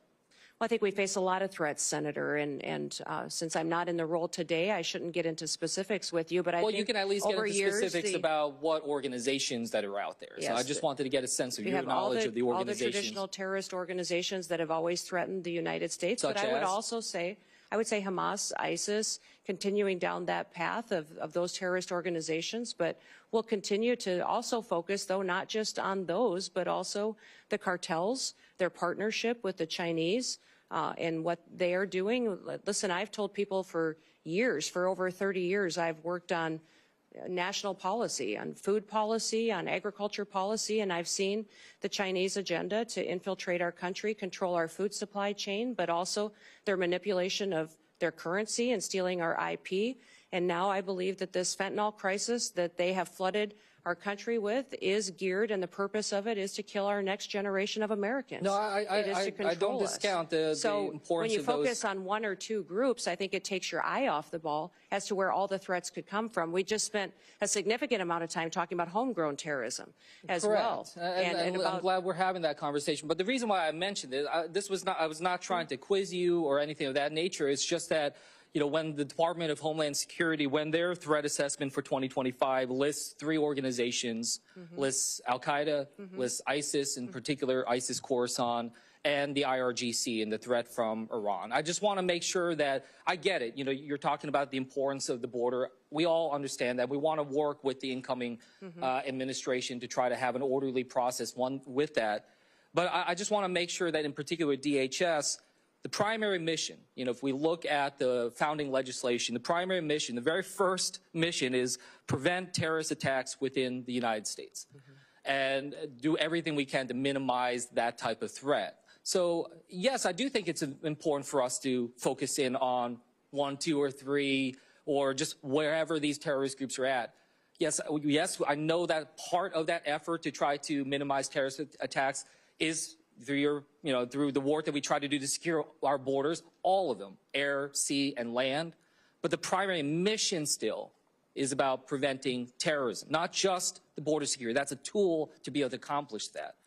So I just raise that with you. I want to make sure that the next Homeland Security Secretary has a very detailed knowledge and understanding about the terrorist groups, their capabilities, and is tracking that on an absolute daily basis, and that they understand that is their top mission. And with that, I'll yield back to the chairman. Senator Johnson. Governor Noem, welcome, and thank you for your willingness to serve. You'll be taking over a massive federal government agency, 240,000 employees. It's probably too massive. I think had I been there back then, I don't think I would have assembled these 22 different agencies in this massive department, but that's what we've got. It's a department that the previous administration, I think, has completely misused. Instead of using Customs and Border Protection to do that, to protect our border and secure it, they've utilized those resources to incentivize a massive influx of illegal immigration. Instead of using the Cybersecurity Infrastructure Security Agency to do that, they instead engaged in mission creep and utilized it to censor Americans with the Misinformation Board. I am concerned about disaster relief, just federal disaster relief in general, creating greater and greater and increasing levels of moral hazard, resulting in higher costs of these disasters. So let's cover each one of those kind of in order. How do you gain control over a massive agency whose resources and personnel have been misused? I mean, how do you root out those individuals who, instead of securing our border, opened it up and facilitated this? Well, Senator, this has been a big topic of conversation in most of the meetings that I've had with the members of this committee was how do we fix this agency, which the reputation is that it's broken and dysfunctional. I think that was the question I get asked the most is why would you want to head up such a dysfunctional department? And I would say that because the mission of the department is to secure the homeland and our people. It's our biggest vulnerability right now. And we have a president that's not enforcing the law. And I don't believe the law should be unequally applied. Everyone wants to be subject to our laws, and a nation without laws and without borders is not a nation at all. So I will work by ensuring one of the things that Senator Ernst talked about, people have to show up for work. I think there's going to be a majority of people who don't have their primary mission to secure the homeland, that if they don't want to show up for work, then maybe they're just not truly passionate about protecting America. I think they need to do that, and they need to recognize what their job is. The morale in DHS is very low. I'm going to let people do their jobs. I'm going to remind them what their jobs are. Some of these Border Patrol agents haven't been able to do their jobs for a very long time. They've been processing paperwork and facilitating an invasion when they should be back securing our border, which is why they were recruited and wanted to serve there to begin with. We're going to build partnerships with local law enforcement, with ICE and task forces. So we're communicating again with local sheriffs and mayors and law enforcement to partner together. When you talk about the fact that this is such a broken agency that needs so much improvement, a lot of it goes back to why we're recreated and are we fulfilling that mission and making sure that these individuals are getting back on task.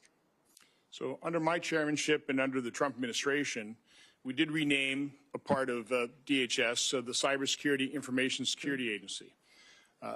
I in no way, shape, or form ever contemplated that the sub-agency within DHS that was really focused on securing us against the cyber threats and other threats to our infrastructure would ever be used to violate the Constitution the way it was used to violate the Constitution under the Biden administration. This administration has been completely opaque. We do not have the information to know and the communication in terms of what all happened here. So my question relates to how they misused CISA. Will you commit to providing the transparency, providing the information, investigate it yourself, but provide this committee, my subcommittee, the information to expose the truth to the American public, but even more importantly, propose a piece of legislation based on our investigation, based on those results, to fix it so that no administration can ever misuse the language of the law to commit that kind of unconstitutional act and violate people's First Amendment rights. Yeah, Senator, I look forward to working with you on that, and I think what we saw during the COVID pandemic, the actions of CISA, their misinformation and disinformation campaign, the materials they were putting out was shocking. shocking at what they were doing to decide what was truth, what wasn't, and how they were trying to manipulate the American people. We saw it in elections, and Russia influence as well. And so ensuring that they can't do that in the future under any administration would be a priority, that they stay doing what they're supposed to do and hardening our systems and working with local officials to do that is a priority. And I'd look forward to working with you on legislation should you wish to rein them in. So the first step in that process is to expose the truth, to find out who these bad actors were, expose who they were, hold them accountable. I mean, that is crucial that we take that first step. So again, look forward to working with you on that. You know, the tragedy of the California fires, the more we learn, the more we understand that not only was it predictable, it was predicted, which means it was preventable. Again, you're not going to be, you can't prevent the initiation of those fires, but you certainly can prevent them from raging into the tragedy that they became, the dozens of people who've lost their lives, the hundreds of billions of dollars worth of property damage. It's not just California, though. I mean, again, that was grotesque mismanagement. That could have been prevented. You can't prevent a hurricane. You can't prevent floods. But you certainly can try and start reducing the moral hazard that we've allowed to explode, quite honestly, by the federal government rushing in immediately, no questions asked, just tell us how big a check you want. What can you do in your new role to try and start reducing over time the moral hazard that we have created in this country with federal disaster relief?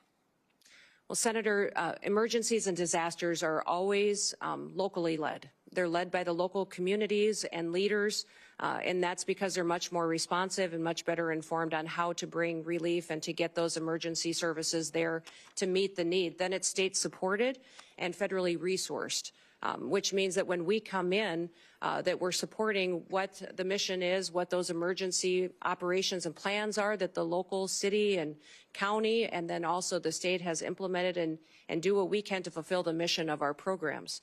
One of the things that FEMA's not doing today that I think we should be doing is streamlining communications.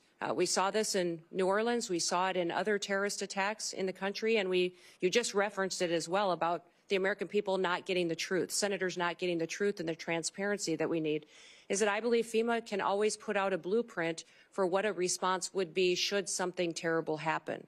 And when we look at the Secret Service, what happened in Butler, we saw that communication was an issue, that the Secret Service wasn't communicating and balls were getting dropped with local authorities, local law enforcement, and we can put forward a blueprint for how communication can happen and be streamlined between the federal government, the state, and the local entities, so that should something happen, this is how we talk to each other, to make sure that the public has the facts, they're not getting misinformation, which happened with the New Orleans terror attack just recently, but also up in Pennsylvania as well. That blueprint is what we do at the state level that FEMA has failed to do, to proactively educate the public on what everybody's roles are, what we do should something happen, whether it be a natural disaster or a terrorist attack or an emergency response is needed, that we can put out those blueprints ahead of time, educate people, train those local entities, which they currently do to a certain extent today, but not good enough to really know that not only can the resources be pre-deployed in many of these situations so that they're more readily accessible, but also how are we going to communicate and make sure everybody's on the same page so that we can be much more efficient. I wish that we would have had different leadership and a different governor in California, or we might have a different result there. But in the Department of Homeland Security, we can do all that we can to make sure that the people that live in California know that they're going to get a response from the federal government that's appropriate, and we did all that we could to make sure that they had the information ahead of time so they could protect themselves when they do have a failure in leadership like we've seen. Well, thank you and good luck. You bet. Since Senator Johnson brought up California fires, I have to interject here. We talked about burn policies. You know, these are local policies, how we try to not have so much brush and things like that. They're also next to the largest body of water in the world, the Pacific Ocean. So I see these homes all burning on the beach in Malibu, and I'm like, wow, if they just had a generator and a hose, you start sucking the water out of the Pacific Ocean. But you could do more than that. You could pump it and put it in cisterns up in the hills a mile or two in. You know, it doesn't rain very much there, but why don't they take the ocean water, put it in cisterns, and have a bunch of water ready when a wildfire shows up? But it's like, once again, bad local government. Senator Gallego. Thank you, Chairman. Thank you, Governor, for your attendance, and I appreciate us meeting last week and our frank conversation. So in partly following up to our conversation, in recent years, I've been in very close contact with our Arizona border communities, which are unlike other border communities, and about the funding needs to address migrant influxes through the Shelter and Services Program, or SSP. Without this funding, border communities must bear all the financial burden for national immigration challenges and the broken border in general. So that means police, fire, hospital systems, in general, anything of that. And at the same time, they will also face the potential challenges of street releases. And again, these are very small towns on the border, so having thousands of people being released becomes both burdensome, security issues, and just not fair to them.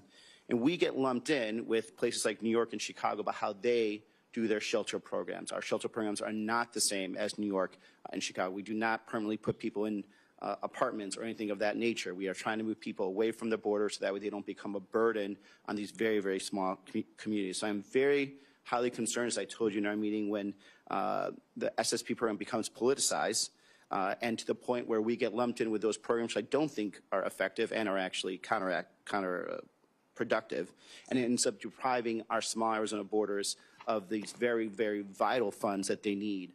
So as DHS Secretary, how would you ensure that border communities are not left to respond to and pay for these immigration influxes, the broken border system on their own? And would you commit to helping really not politicize or destroying the SSP program to the point where places that are doing things correctly, like Yuma, Arizona, like Pima County, like Cochise County, aren't lumped in with the people that are doing things incorrectly, like New York State and Chicago? Well, Senator, thank you for the conversation in your office about the program, FEMA, the southern border and the challenges, and then also the difference between your state and how you utilize funds versus other states. I would say that my hope is that if given the opportunity to serve as secretary, that the federal government would no longer, and I believe as President Trump has promised the American people, facilitate an illegal alien invasion, and that your communities in Arizona would no longer have the issue with having people in your small towns and communities that you need to figure out how to take care of and get them to where they want to go in other places of the country. The president has promised he will secure the border, that we will uphold our nation's laws, and that he will do that to the benefit and be putting America first again. So I know we talked extensively about the SSP program and how you've utilized it, but getting these programs back to what they were intended is important. FEMA is a disaster response agency, and some of the facilities that have been utilizing these types of funds and dollars need to be reevaluated and to make sure that it's truly doing the service that is upholding our nation's laws. And certainly I understand reevaluating, especially how some of these states have been using it. In an ideal world, we don't have to have a program like that because we don't have this mass of humanity that's coming towards our borders. But even under the first Trump administration, we actually still needed it also. So this is why my concern is to not get rid of this program because, again, these small communities, I'm talking communities of maybe 10,000 people, maybe only 6 or 7 cops are going to end up really bearing the brunt. And we're not a big state. We can't really compensate for these types of losses. These small communities are also largely in, you come from a rural state, counties that are largely rural with a lot of federal land, so they actually don't even have a tax base. So when the broken immigration system sends people to these borders and we end up not having to have enough, these communities don't have enough money to pay for cops, firefighters, overtime for hospital systems, it's that type of program that keeps these small communities afloat. So I just want to make sure that again, this does not become politicized and that we are kept separate from, I think, the mistakes that other states have taken on. Moving on, in Arizona, we have large parts of the border that run through tribal lands. We have 22 federally recognized tribes. We have great relationships with these tribes. They want to be collaborative partners when it comes to border security. And we have some great programs that have worked in the past. For example, the Shadow Wolves program with the Tohono Nation. It's a really good example, collaborative program of tribal law enforcement that worked with DHS to make sure they stop human smuggling and cartels going through the borders. But as DHS Secretary, what is your plan to consult with our border tribes and work together to balance both national security but also their sovereignty? Yeah. Well, Senator, I believe that my experience as governor and my relationship with working with our tribes is going to be an incredible, powerful tool for me to bring to bear at the Department of Homeland Security to work on how we secure our southern border, but still respect their sovereignty and still be able to work with them. This year, when looking at public safety issues that we had in South Dakota and their lack of ability to hire tribal officers on our reservations in South Dakota, I offered to train federal law enforcement officers, BIA officers, but also their tribal police in South Dakota at no cost to our tribes. And it's been an incredible, powerful tool that we've had to build relationships. Those tribal police had the chance to go through academy with the local maybe deputies from the counties and the state highway patrol troopers that were coming on board. And those relationships have built partnerships in our state that we didn't have before. The Shadow Wolf training opportunity is incredible that was down in Arizona that you spoke of too. And in looking into that program, I'd like to continue to build on that and perpetuate in the future so that our tribes have an opportunity to have a secure border, but also have it reflect their values and their culture and have their own people be a part of the solution. And then even when it comes to the infrastructure of the wall, that we're respecting that and their landscapes and their land as well. So I look forward to working with you as we move into this next administration to be able to protect our country and then work and respect our tribes as we do so. Thank you. And the President Trump and some of his other potential staff and advisors have been very vocal about implementing a mass deportation strategy. You know, talking to my agricultural community, my dairy community, they have concerns that this approach will lead to workforce shortages that will further drive up the costs of everything. And something that we have really been working hard to across, I think, a bipartisan manner to bring down the costs of everything. And unfortunately, this would reignite inflation.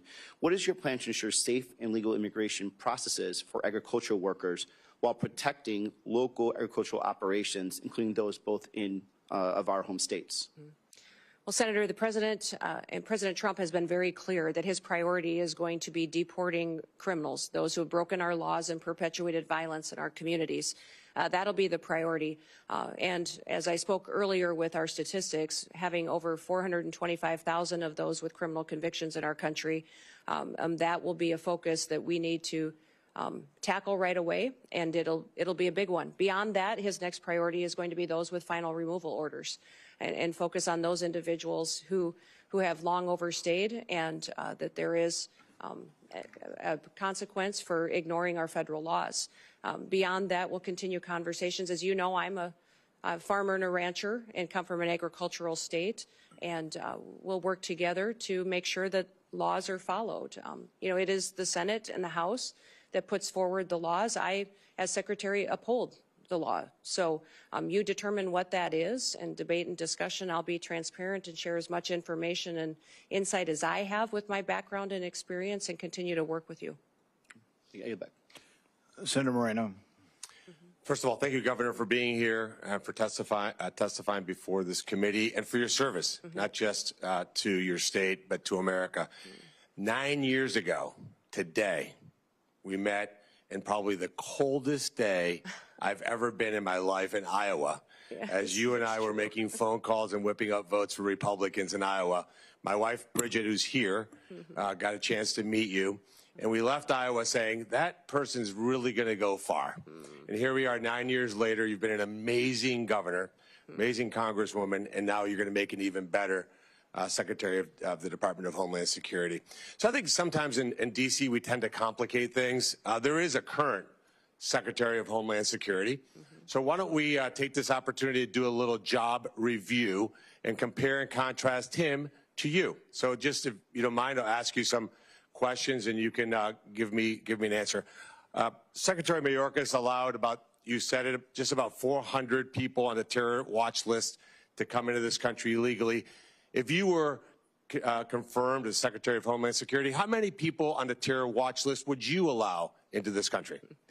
Well, Senator, we would work every single day until we had that number was zero. And if you look at the previous Trump administration over his entire 4 years, in comparison to Joe Biden's number, President Trump, it was 11 that were then removed from the country and faced consequences. When you look at the 382 that Joe Biden has let in and the policies continue, is shocking and needs to be changed immediately.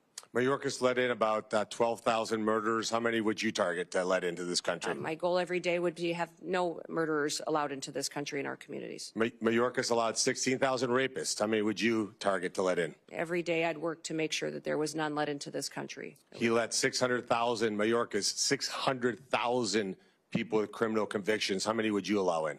We would work every day to make sure people are safe and that those with criminal convictions are immediately removed.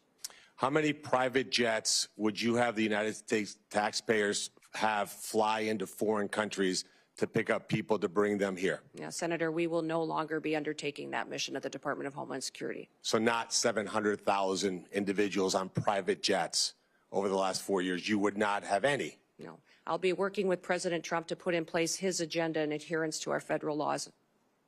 And how many illegals will you plan to house in luxury hotel rooms in Manhattan at a cost of $6,000 per month? Sir, clearly, Senator, during this election, the American people said they did not support that and that that would not be a part of this new administration. How about sex change operations for illegals? How many of those would you suspect you would fund?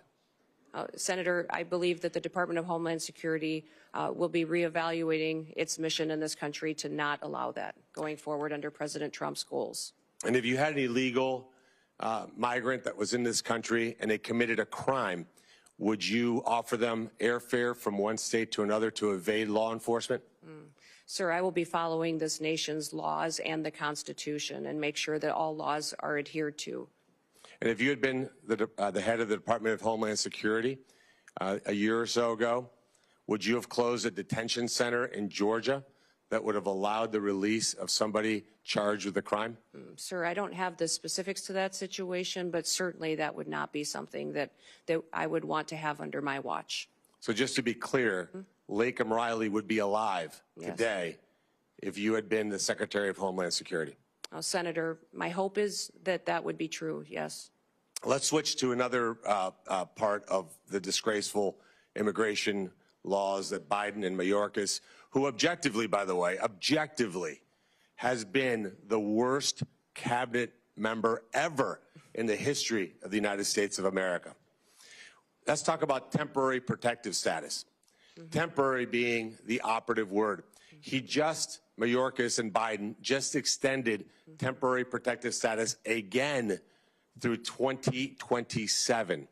Will you continue to corrupt TPS to allow some sort of open borders agenda? And will you use hot weather of 80 degrees and sunny beaches in El Salvador as a reason why people have to stay in America and not safely return?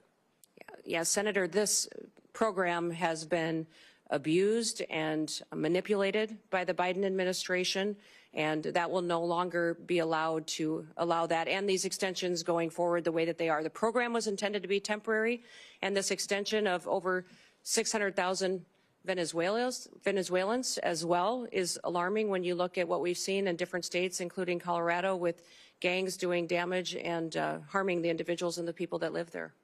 And in terms of our border, like the physical border, I've been there many times, you've been there many times. Who should be in charge? Who should have operational control of our border? The United States government or the Mexican drug cartels? Oh, Senator, the United States needs to control our borders and secure them. So if this were a job interview in the private sector, and you had somebody like Alejandro Mayorkas in charge, and we had the opportunity to upgrade to you, this would be the greatest upgrade in history of the United States of America. But I'm going to end my time with a startling statistic and actually a challenge to the Democrat Party. When Mayorkas was confirmed, every single Democrat voted to confirm him, and 6 Republicans joined all 50 Democrats in that confirmation. If we get to the vote, and hopefully, Chairman, we could do that Monday, because we cannot wait one single day without you being in charge of that department. We should have 100%, 100 senators vote for your confirmation. This will be the litmus test, in my mind, as to whether we have a Democrat Party that's actually serious about doing bipartisan things like securing this country and protecting our citizens. Any Democrat that voted for Mayorkas that does not vote for you should be in front of their voters and removed from office. Thank you for serving, Brian. Thank you for being here, for putting up with the nonsense that you guys have had to put up with over the years. You are going to make an amazing Secretary of Homeland Security. Thank you for being here. Thank you, Senator. Senator Slotkin. Thanks for being here, and thanks for our time in my office. Governor, I'm a former CIA officer, joined right after 9/11, and served 3 tours in Iraq alongside the military. I'm actually the first CIA officer in the Senate. To me, the most important thing, again, as a Democrat from a state that Trump won, right, on the same ballot, we both won. I understand we're going to have different policy opinions. I certainly understand that the president or incoming president has the right to nominate whoever he wants. Those are not the issues for me that I'm going to spend my time on. The ones that I care about the most relate to the mission of the organization when it was founded, protecting the homeland. And I think, to me, it's one thing when there's campaign rhetoric or politicization of things. Everyone does that on both sides of the aisle in this committee and in our line of work. But when it comes to actually protecting the country, you do have to be clear and honest about facts and not conflate things. So it's just important to me that I know, particularly since you do have one of the intelligence agencies within the Department of Homeland Security, that you're going to call a spade, right? The most recent acts of domestic terrorism in New Orleans, horrible incident, in Nevada, had nothing to do with migrants, correct? Correct. They were homegrown American citizens. One of them was actually in a very elite military unit. I mean, it's horrible. It's one of the hardest things to catch, the sort of lone wolf, radicalized American citizen. But I want to protect ourselves. Our most recent examples of domestic terrorism were not what we've spent the majority talking about today, crime from a migrant. And I don't dispute there is crime. But I just want to know, and I want to hear from you as an intelligence officer, that you're going to speak about real threats and not blow something up, politicize something, make something more exciting, because that's maybe what the president wants to hear, but your mission to protect and defend the Constitution means calling honestly what the threats are to the country. Can you just give me a yes or no, please? Yes, Senator, I will be as transparent and factual every day with you and the American people as possible based on the information that I have. I don't know if the investigations are closed in New Orleans and in Nevada, but what we know so far and needs to be relayed to the American people needs to be the truth and facts. Yeah, I'd ask that. We've talked a lot about border security. As a CIA officer, I think one of the only people on this committee who's actually worked on protecting the homeland. I'm a Middle East terrorism and militia expert by training, so I believe deeply in it. And every country of the world gets to decide who comes inside its borders. That's not a radical concept.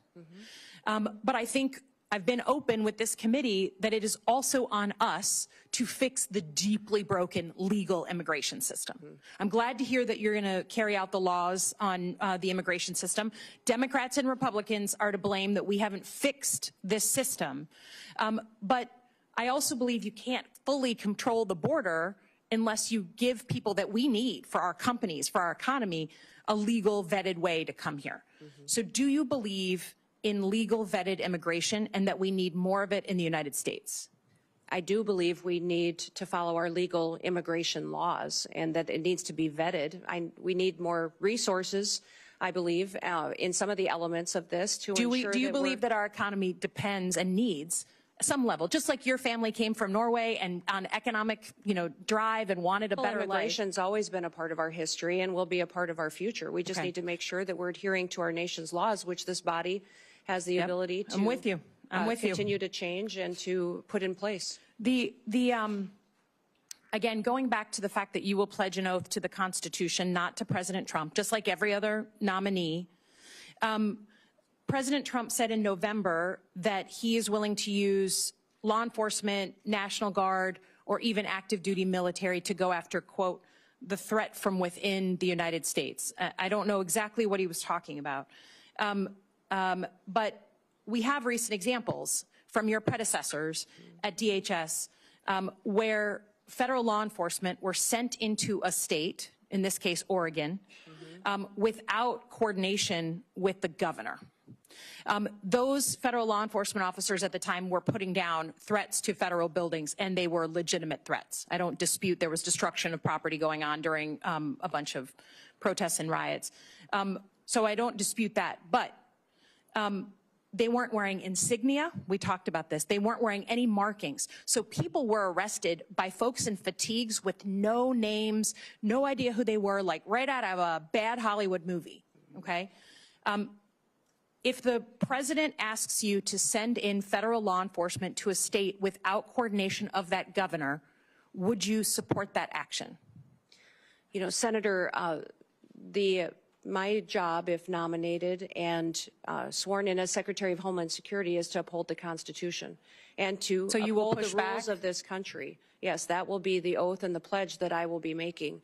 And my goal also is to work with you to ensure that we have situations that are always appropriate, that we are well defined. I just need to know, you're a former governor. You can imagine that if Joe Biden sent in 700 federal law enforcement under Secretary Mayorkas without coordinating with you, I think we can agree you'd be a little upset. So I just ask that you give the same respect for coordination and that we are very sensitive. People are worried about politicizing of law enforcement and the uniformed military. That's a bad thing. I hope we can agree.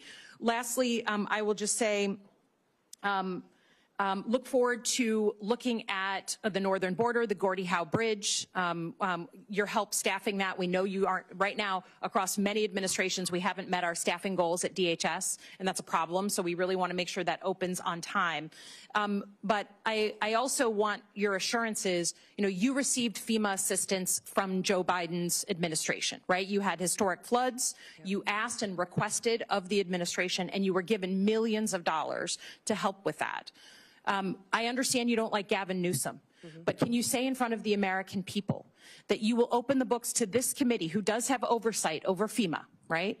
That you will open the books in a bipartisan way to ensure, whether it's North Carolina or California or anywhere in between, that the American people can know that you are not playing politics with disaster assistance? Yes, Senator, I'll work with you in this committee to make sure I'm following the federal law and ensuring that you have information and transparency from us and from DHS and FEMA. Thank you. Appreciate it. Yield back. Senator Langford. Governor Noem, great to see you. Great to see you, too. Thanks for being here. Thanks for accepting this nod that the president has given you. For Brian, thanks. Both of you, you've walked through a lot. I have had the privilege of knowing you for a very long time, since we served together in the House of Representatives. So I have the benefit of knowing your qualifications and how strong you are in all these background issues and how hard you work on these things, because I've seen it firsthand. So I appreciate you stepping into this, because a lot of attention across the country will be focused on this. You know that full well, and you've stepped into it. For Governor Landry, my state and many folks in my state are praying for you and for your state. You've done a great job in leadership at this moment in a very, very tough time for Louisiana. And we don't want to see acts of terrorism anywhere in our country. It's incredibly difficult days for a governor. So thanks for your leadership on that as well. I also have to tell you, Kristi, I've whined to my wife occasionally about the temperature that's coming on Monday. I'm very excited about Trump's inaugural, but we're all going to be sitting outside in about 12 degrees. And I thought, just for fun, I would check South Dakota on Monday. It's 1 for a high. For a high. Yeah, for a high. And so I'm going to stop whining about the temperature Monday here in Washington, D.C. on it. I'm going to run through a couple of things here because I know you. Not everybody in Oklahoma knows you, The questions that I get from people, though, in Oklahoma, I want to be able to run past you because they want to be able to know the answer to these things. So I'm just going to blitz through a whole bunch of them. Will you use the legal authority that DHS already has to be able to close our border? Yes, Senator. I will work with President Trump to ensure that we're securing our border. Thank you. There's a lot of things that this Congress needs to do, has already been mentioned by Senator Slotkin as well, that we need to do to be able to close loopholes, to be able to give you additional authority. But there's a tremendous amount of authority currently not being used. And Oklahomans are saying, is that about to be used? And they'll be grateful to be able to hear that. No other president has ever created a phone app to be able to facilitate a faster processing of aliens in, called the CBP-1 app. It's been mentioned several times here. Will you use your authority to stop facilitating faster processing of illegal aliens into our country with the CBP-1 app? Yes, Senator. We will eliminate the CBP-1 app, maintain some of the data that's in it that's critical to knowing who's in our country, but that app will no longer be in use. Thank you. No other president has ever used the parole authority just in general, humanitarian parole, to facilitate faster processing of aliens into our country, which leads to the catch and release we've all heard about. So the Oklahomans that I talk to say, are we about to end the abuse of parole and end catch and release? Is that about to stop? Senator, President Trump's been very clear that he will end catch and release. Terrific. Folks want to know, will you use your authority with the funds that are given to you by Congress to actually build more wall rather than use the funding that's given to you, as the Biden administration did, to do environmental remediation around the border rather than actual border wall and border structure? Yeah, Senator, President Trump has been clear that he wants to build the wall. So do we. So will you use your authority to be able to scan more vehicles? And obviously we've got to get you the funding to be able to do this, to be able to scan more vehicles and individuals that are carrying fentanyl into our country through our ports of entry. Yes, Senator, we will continue to use technologies, but hopefully be able to use more with the resources that we're granted to scan those vehicles and know what's coming in and out of this country. Last year, FEMA employees during disaster relief were instructed by one of their supervisors that if they see a Trump sign or a Trump flag flying, to skip that house, to not stop by there and tell them what their federal government can do for them. Will you allow FEMA employees or any within DHS to politicize their role and to pick and choose who gets help and who doesn't as an American? Senator, under President Trump's administration, disaster and emergency relief will not be handed out with political bias. Every American will be responded to and treated equally. That's what folks want to know. Will you review the Secret Service responsibilities to be able to go back through it and to say, are they focused on their primary mission, or is there something that could distract? Secret Service still chases down financial crimes. They're still chasing down child exploitation. Those are serious things for Treasury or for FBI to do. But there's a question is if that's the first priority for Secret Service. Senator, the Secret Service is in need of dramatic reforms. They do have a protective detail element that is their priority, and also an investigation side.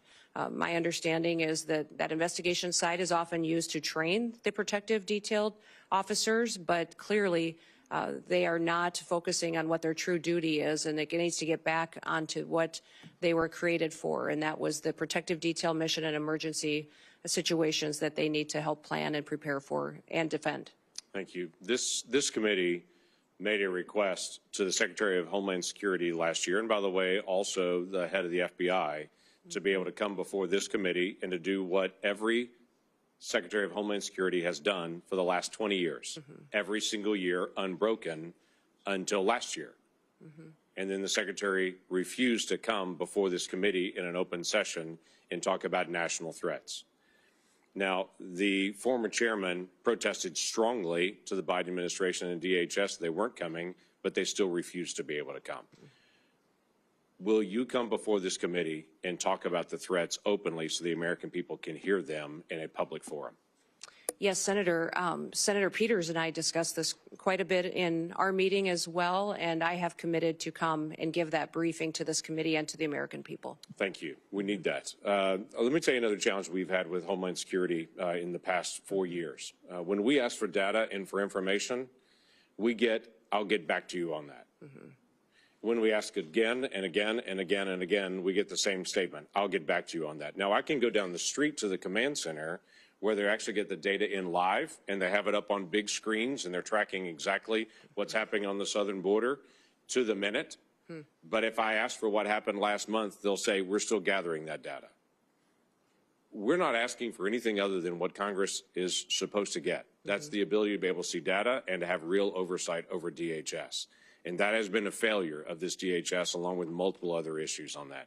When we request the data for basic things like how many special interest aliens were allowed across the border, if it was last year, we had to find out on our own. It was 70,000 people that were targeted by this administration as a potential national security risk, that were not just found at the border, that were released when they were found at the border. 70,000 people just from last year in the country right now that this administration declared at the border they're a potential national security risk. Now, I know you're not going to do that, but when we ask for the data and for the information, when we say, how's the National Vetting Center working? Do you have the connection between it to be able to screen individuals there?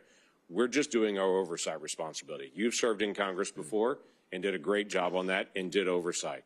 We want to still be able to do the same thing. Will you provide data to this committee so that we can cooperate with you to help? Senator, I will follow the law and be transparent with you and allow you to do the due diligence towards oversight that you are tasked with. I have absolutely no doubt about that, Governor. I have absolutely no doubt. And looking forward to you serving in that role. Thank you. Thank you. Well, congratulations, Governor Noem. You are almost done. Okay. We've been through a lot of questions. I think you've handled the questions very well. And there's going to be, I'm going to ask a couple of questions, and I think the ranking member has a few, and I think we'll be done very shortly. I think a lot of Americans, including some conservatives, misunderstand the First Amendment. They think the First Amendment says that Facebook has to publish my opinion, or the Wall Street Journal has to publish my opinion, or we need to force them to be fair. That's not what the First Amendment's about at all. The First Amendment really doesn't apply to telling private companies what we can or cannot say. YouTube censored me, and I despise their policy. They actually took down speeches I made on the floor. But really, I don't have a legal recourse other than I can complain about YouTube being unfair and not hosting, both sides of an issue. However, with the government, though, there is a rule. The First Amendment specifically says Congress shall pass no law banning or abridging speech. And this is what really got us worried about, what not only the FBI was doing, but the Department of Homeland Security, actually meeting with these companies on a weekly basis. And imagine the chilling effect of this. Imagine that there are cameras here, that they're going to end their filming of this interview and then decide, well, what she said or what he said really was misinformation and we should edit that out. Can you imagine? It's just hard for me to imagine that the media has not, which once defended the First Amendment, hasn't been in more of an uproar over the government meeting with the media to decide things. Some of this we didn't know, and then Elon Musk bought Twitter.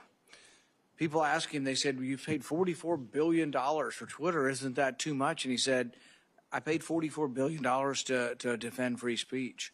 And it's been an amazing service, not only to open up the forum to more viewpoints, but to point out what the government was doing. In this last week, we heard from Mark Zuckerberg, who said that the pushiness, the coerciveness of government meeting with them was unprecedented, and that they pushed back.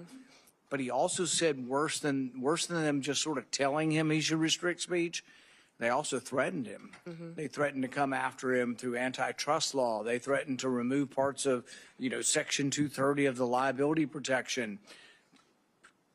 Just to imagine this bully nature of government. And I know you're opposed to that, but if you're confirmed and you're in a position of saying, we're just no longer sending people to meet with media, and the way I describe it is to talk about constitutionally protected speech, because some will say, oh, well, what about, pornography, or what about child trafficking? Those are illegal. Those are not constitutionally protected speech. You have every ability to meet with that. But for constitutionally protected speech, will you tell us in America that you will no longer be sending government agents to meet with the media? Yes, Senator, I'll work with you to ensure that civil rights and liberties are protected and that we are not in the misinformation and disinformation space like the current DHS is. The only other thing I would ask on this basis is we will send requests. We sent requests previously, sometimes and often bipartisan requests for information.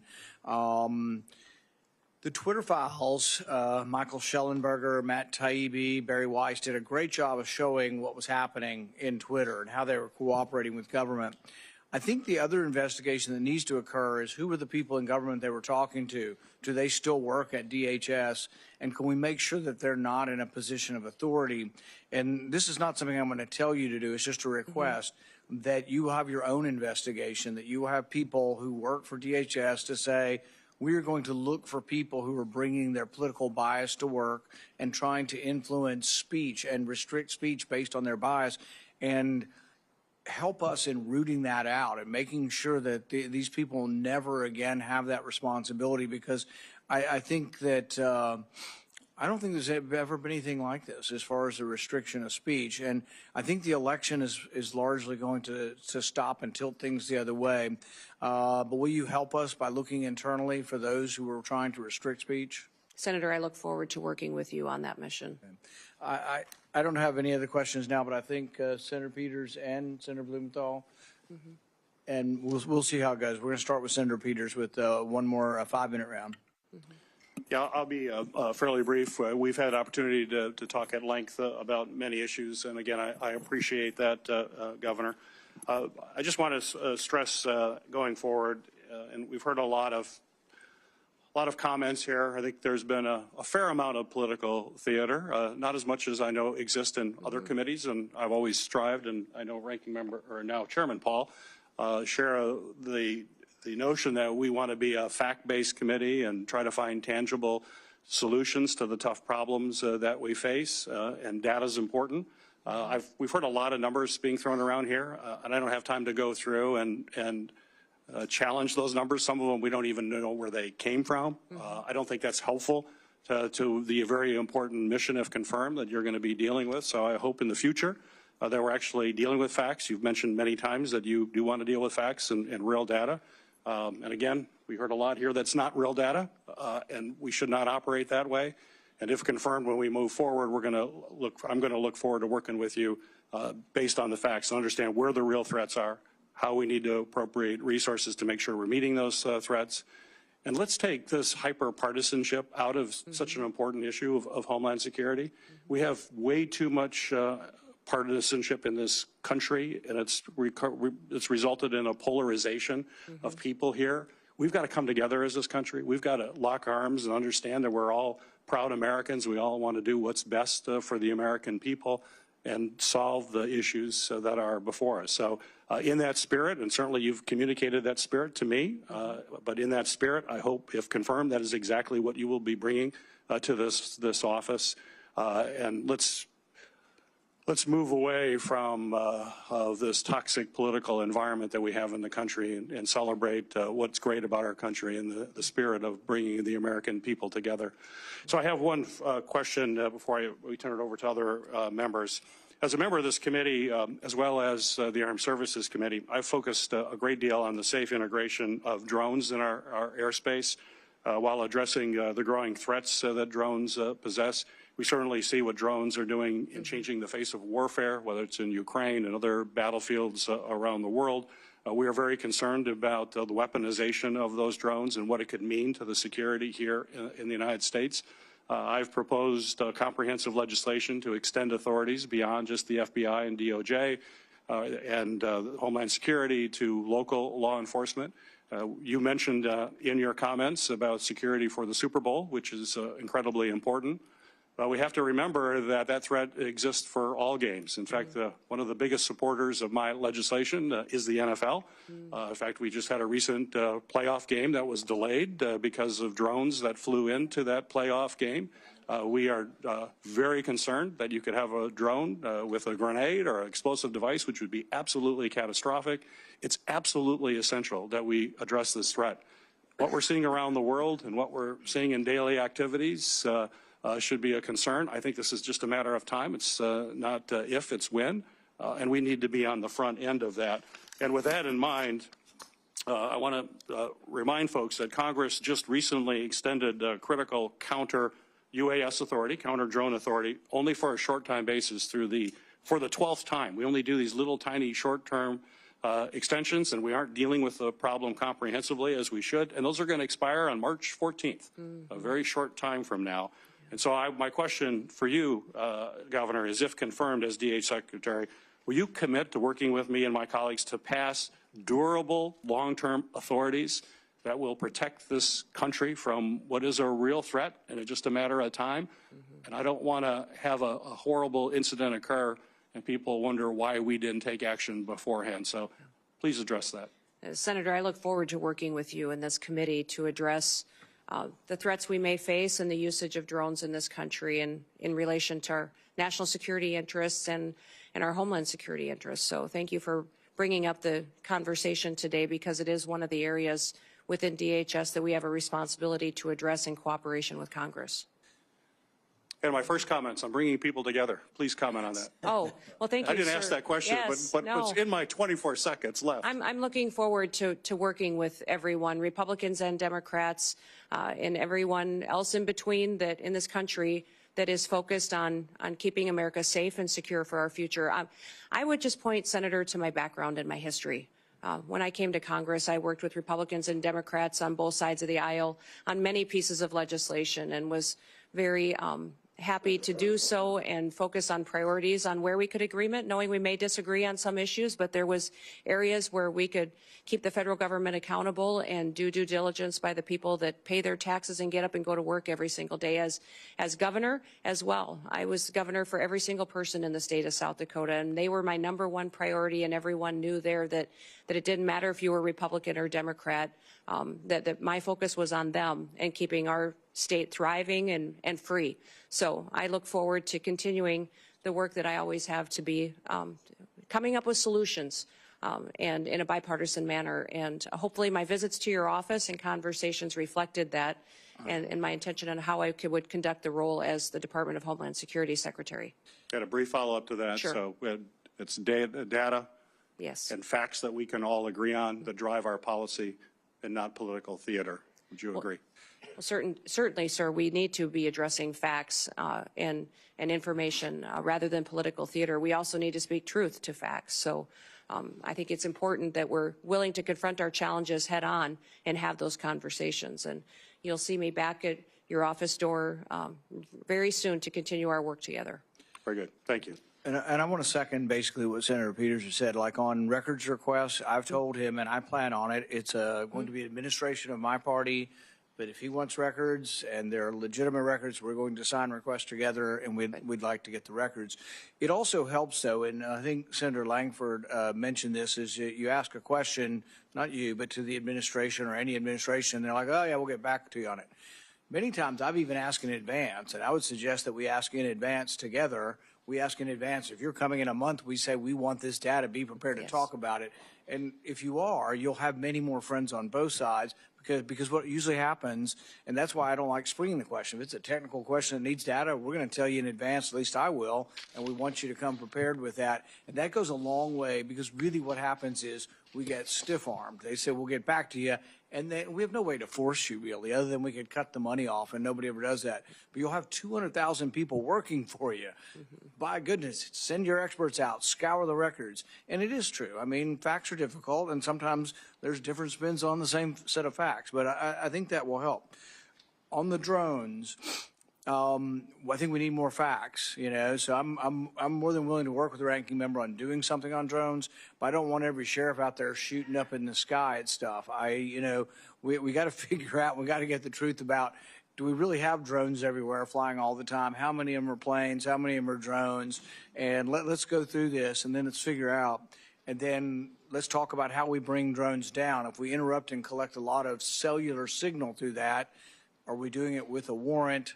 What are we going to do with all the Americans' data that we've collected to take down drones? If we have to take a whole cell tower's worth of data, there's a lot of innocent people's data is going to be collected in that. Is that being gotten rid of? So I think there are ways we can get to the right place. Everybody, obviously, nobody wants drones coming down. And the only other thing that I'd add on drones before I turn it over to Senator Langford is Look, I'm all for the NFL being protected, the Super Bowl being protected. They need to pay. They are a very rich organization. They want drones flying over in New Orleans. I'm all for it. The NFL ought to pay the government if the government's doing it, or we ought to have private contractors doing it, but they shouldn't just get it for free. Senator Lankford. Thank you. Thanks again. As Senator Paul will remember on this, there used to be a public-facing website that all Americans could actually get the data, what's happening on the border, what's actually moving, and then when the numbers got bad, that seemed to disappear, and then we couldn't even get the data anymore. So I look forward to actually finding ways to be able to have everybody has the ability to be able to see some of this data as well on it. There's a reason that the DHS secretary is the very first week of nominations. This is a really important role, and it is a nonpartisan role. It is a national security role, and we're grateful that you stepped into this, but it is important that we actually get you on the task to be able to make sure that's out there. You mentioned earlier in your testimony that we do have a morale problem at DHS right now. And I think a lot of that is because people that signed up to be federal law enforcement to be able to protect the United States of America have felt like they've been sidelined and they've not been able to do their job that they really signed up for. And what I'm hearing from you is you're going to allow them to do their job again. What has been historically true for a long time, that federal law enforcement is there to actually help protect the country and the citizens in those communities, that you're going to allow them to do that, and that's helpful. So I have two quick things that I want to be able to mention on this. One is right now, just in the structure of this, and we can talk about this at a different time, but CBP facilities that are along the border are really run by a different entity called GSA. And they're not allowed to be able to do updates on their facilities or to design their facilities. Somebody who lives 3,000 miles away and who doesn't actually do Border Patrol work, they actually design and oversee their facilities. That's a problem that we've got to be able to fix. So we've worked to be able to give more flexibility to CBP, that when they have difficulty and challenges there, they have the ability to be able to make those changes. But I'm not going to ask you to make a commitment to this because this is just one of those detail areas. But will you commit in the future to working with us, that this committee and you can work together to be able to figure out how the folks that are on the field can actually make decisions about the facilities they work in? Yeah, Senator, I commit to working with you on that issue. It's terrific. And then I had a constituent in Oklahoma that's a hunter, like you are, like I am. Yeah. He had a bag that he had some additional rounds that were in his bag that were left over from a hunting trip months before. He packed his bag, went on a vacation trip overseas, went through security with his bag. When he got overseas and then left and came back, they scanned his bag and said, you have bullets, you have rounds in your bag. And he had, I think, 5 that were in his bag that he didn't even remember were left over in an outside pocket from a hunting trip before. Well, they promptly put him in jail and held him there and detained him there. Now, we worked through all the process to be able to get him back. My question is, that same bag went through TSA security in my state before it went through security overseas. And so one of the questions that I've asked is, why were those rounds picked up there and not here? Now, we don't have the full answer to that yet, but that's just one of those TSA questions that we need to have. Americans right now are on planes all over the country, and they count on a certain level of security when they go through that process. So in the days ahead, will you work with me to be able to identify what are the challenges that we still face with the screening process and to be able to correct those for the security of all Americans? Yes, Senator, I will work with you on that. Thank I was you very surprised TSA didn't come up more today, but that is an area in need of reform as well, and I look forward to working with you there. Look forward to that. Thank you. I yield back. Government needs a healthy dose of common sense, bullets in your bag. I had a guy with bullets in the back of his pickup truck coming back from Mexico. We arrested him and took his truck, and only because the Institute of Justice fought for him for 3 years did he get his truck back. I mean, that's crazy, the things we do. Let's have some common sense, and hopefully someone overseeing it will allow that. Senator Blumenthal, you're going to finish this up. Thank you, Chairman Paul. I'm the last of your questioners, so that means I get unlimited amounts of time. Okay. Not really. Not even close. I want to sort of continue the emphasis on bipartisanship and most especially on immigration reform. What this nation needs is comprehensive immigration reform. We know about the need for more H-1B visas and other kinds of extensions of the visa program that enable the United States to have more workers that are desperately needed in certain areas of our country. We know that there has to be better border security generally. We know we need to provide some kind of path to earn citizenship for a lot of the undocumented people in this country. And we know it's possible because we did it in 2013. Mm-hmm. The United States Senate, as you will recall, passed a comprehensive immigration reform measure. Overwhelmingly, it was bipartisan. I was proud to be a part of it going through the Judiciary Committee, but obviously it will involve Homeland Security. And I hope that we can continue, as Senator Langford was a part of the effort in the last session, to expand on those efforts and move forward on a bipartisan basis toward bipartisan comprehensive immigration reform. I want to talk to you a little bit about domestic terrorism, which we discussed during my previous round, and I know you've discussed it afterward, including not just migrant crime and radicalization by ISIS, which are real and present problems. I also want to ask you about domestic terrorism events unrelated to groups outside our borders. We've seen a rise in anti-Semitism in this country. It has spiked beyond any prediction. And I want to know of your concern with anti-Semitist, racist events, Charlottesville, Buffalo, Pittsburgh. There's a shorthand for these violent terrorist acts against people in the United States. Yes, Senator, I'm very concerned about what we've seen in this country as far as anti-Semitic violence that has happened. In fact, last year during our legislative session, I brought legislation to more clearly define it so that we could fight it in our home state. And I'm hopeful I can work with you to continue to do what we can to make sure that we are addressing this rising threat and not facilitating it in this country. And I just want to make sure that when you say we're protecting Americans against terrorism, that we're protecting all Americans, including people in mosques, in churches, in synagogues, people regardless of their worship, their race, their background.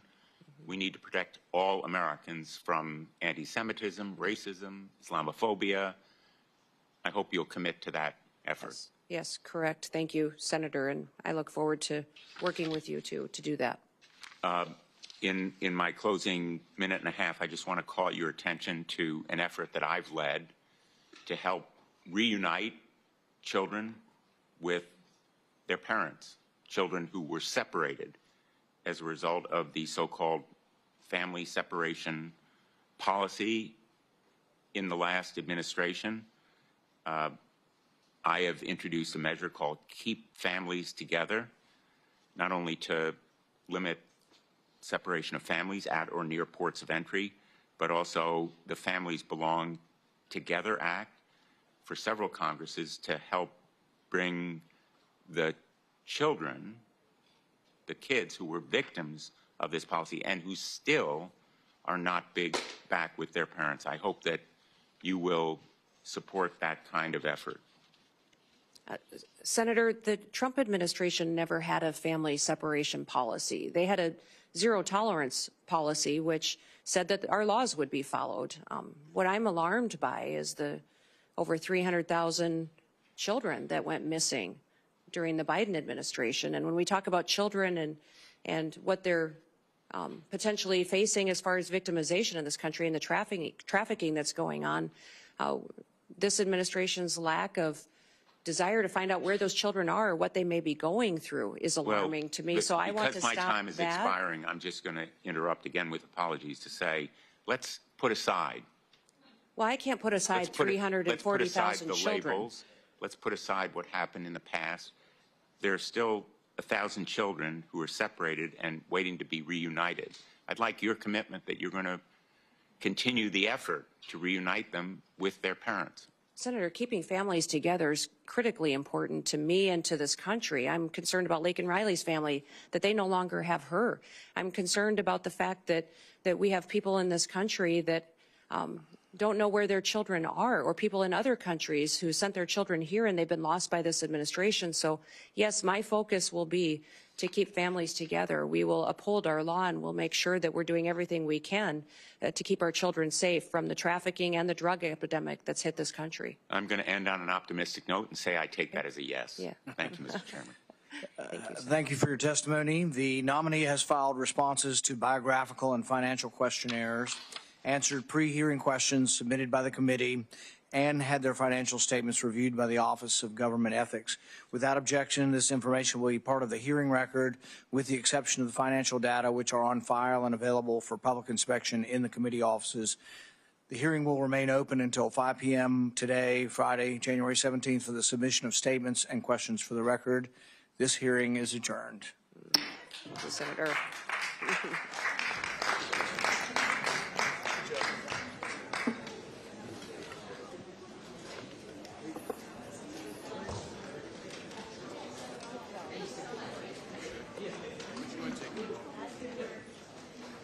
Congratulations. That was great. That was great. Yeah.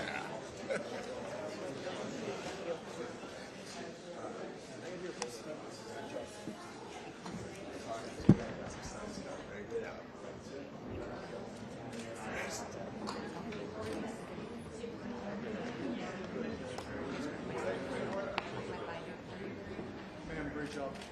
Great job. I like Tuesday morning.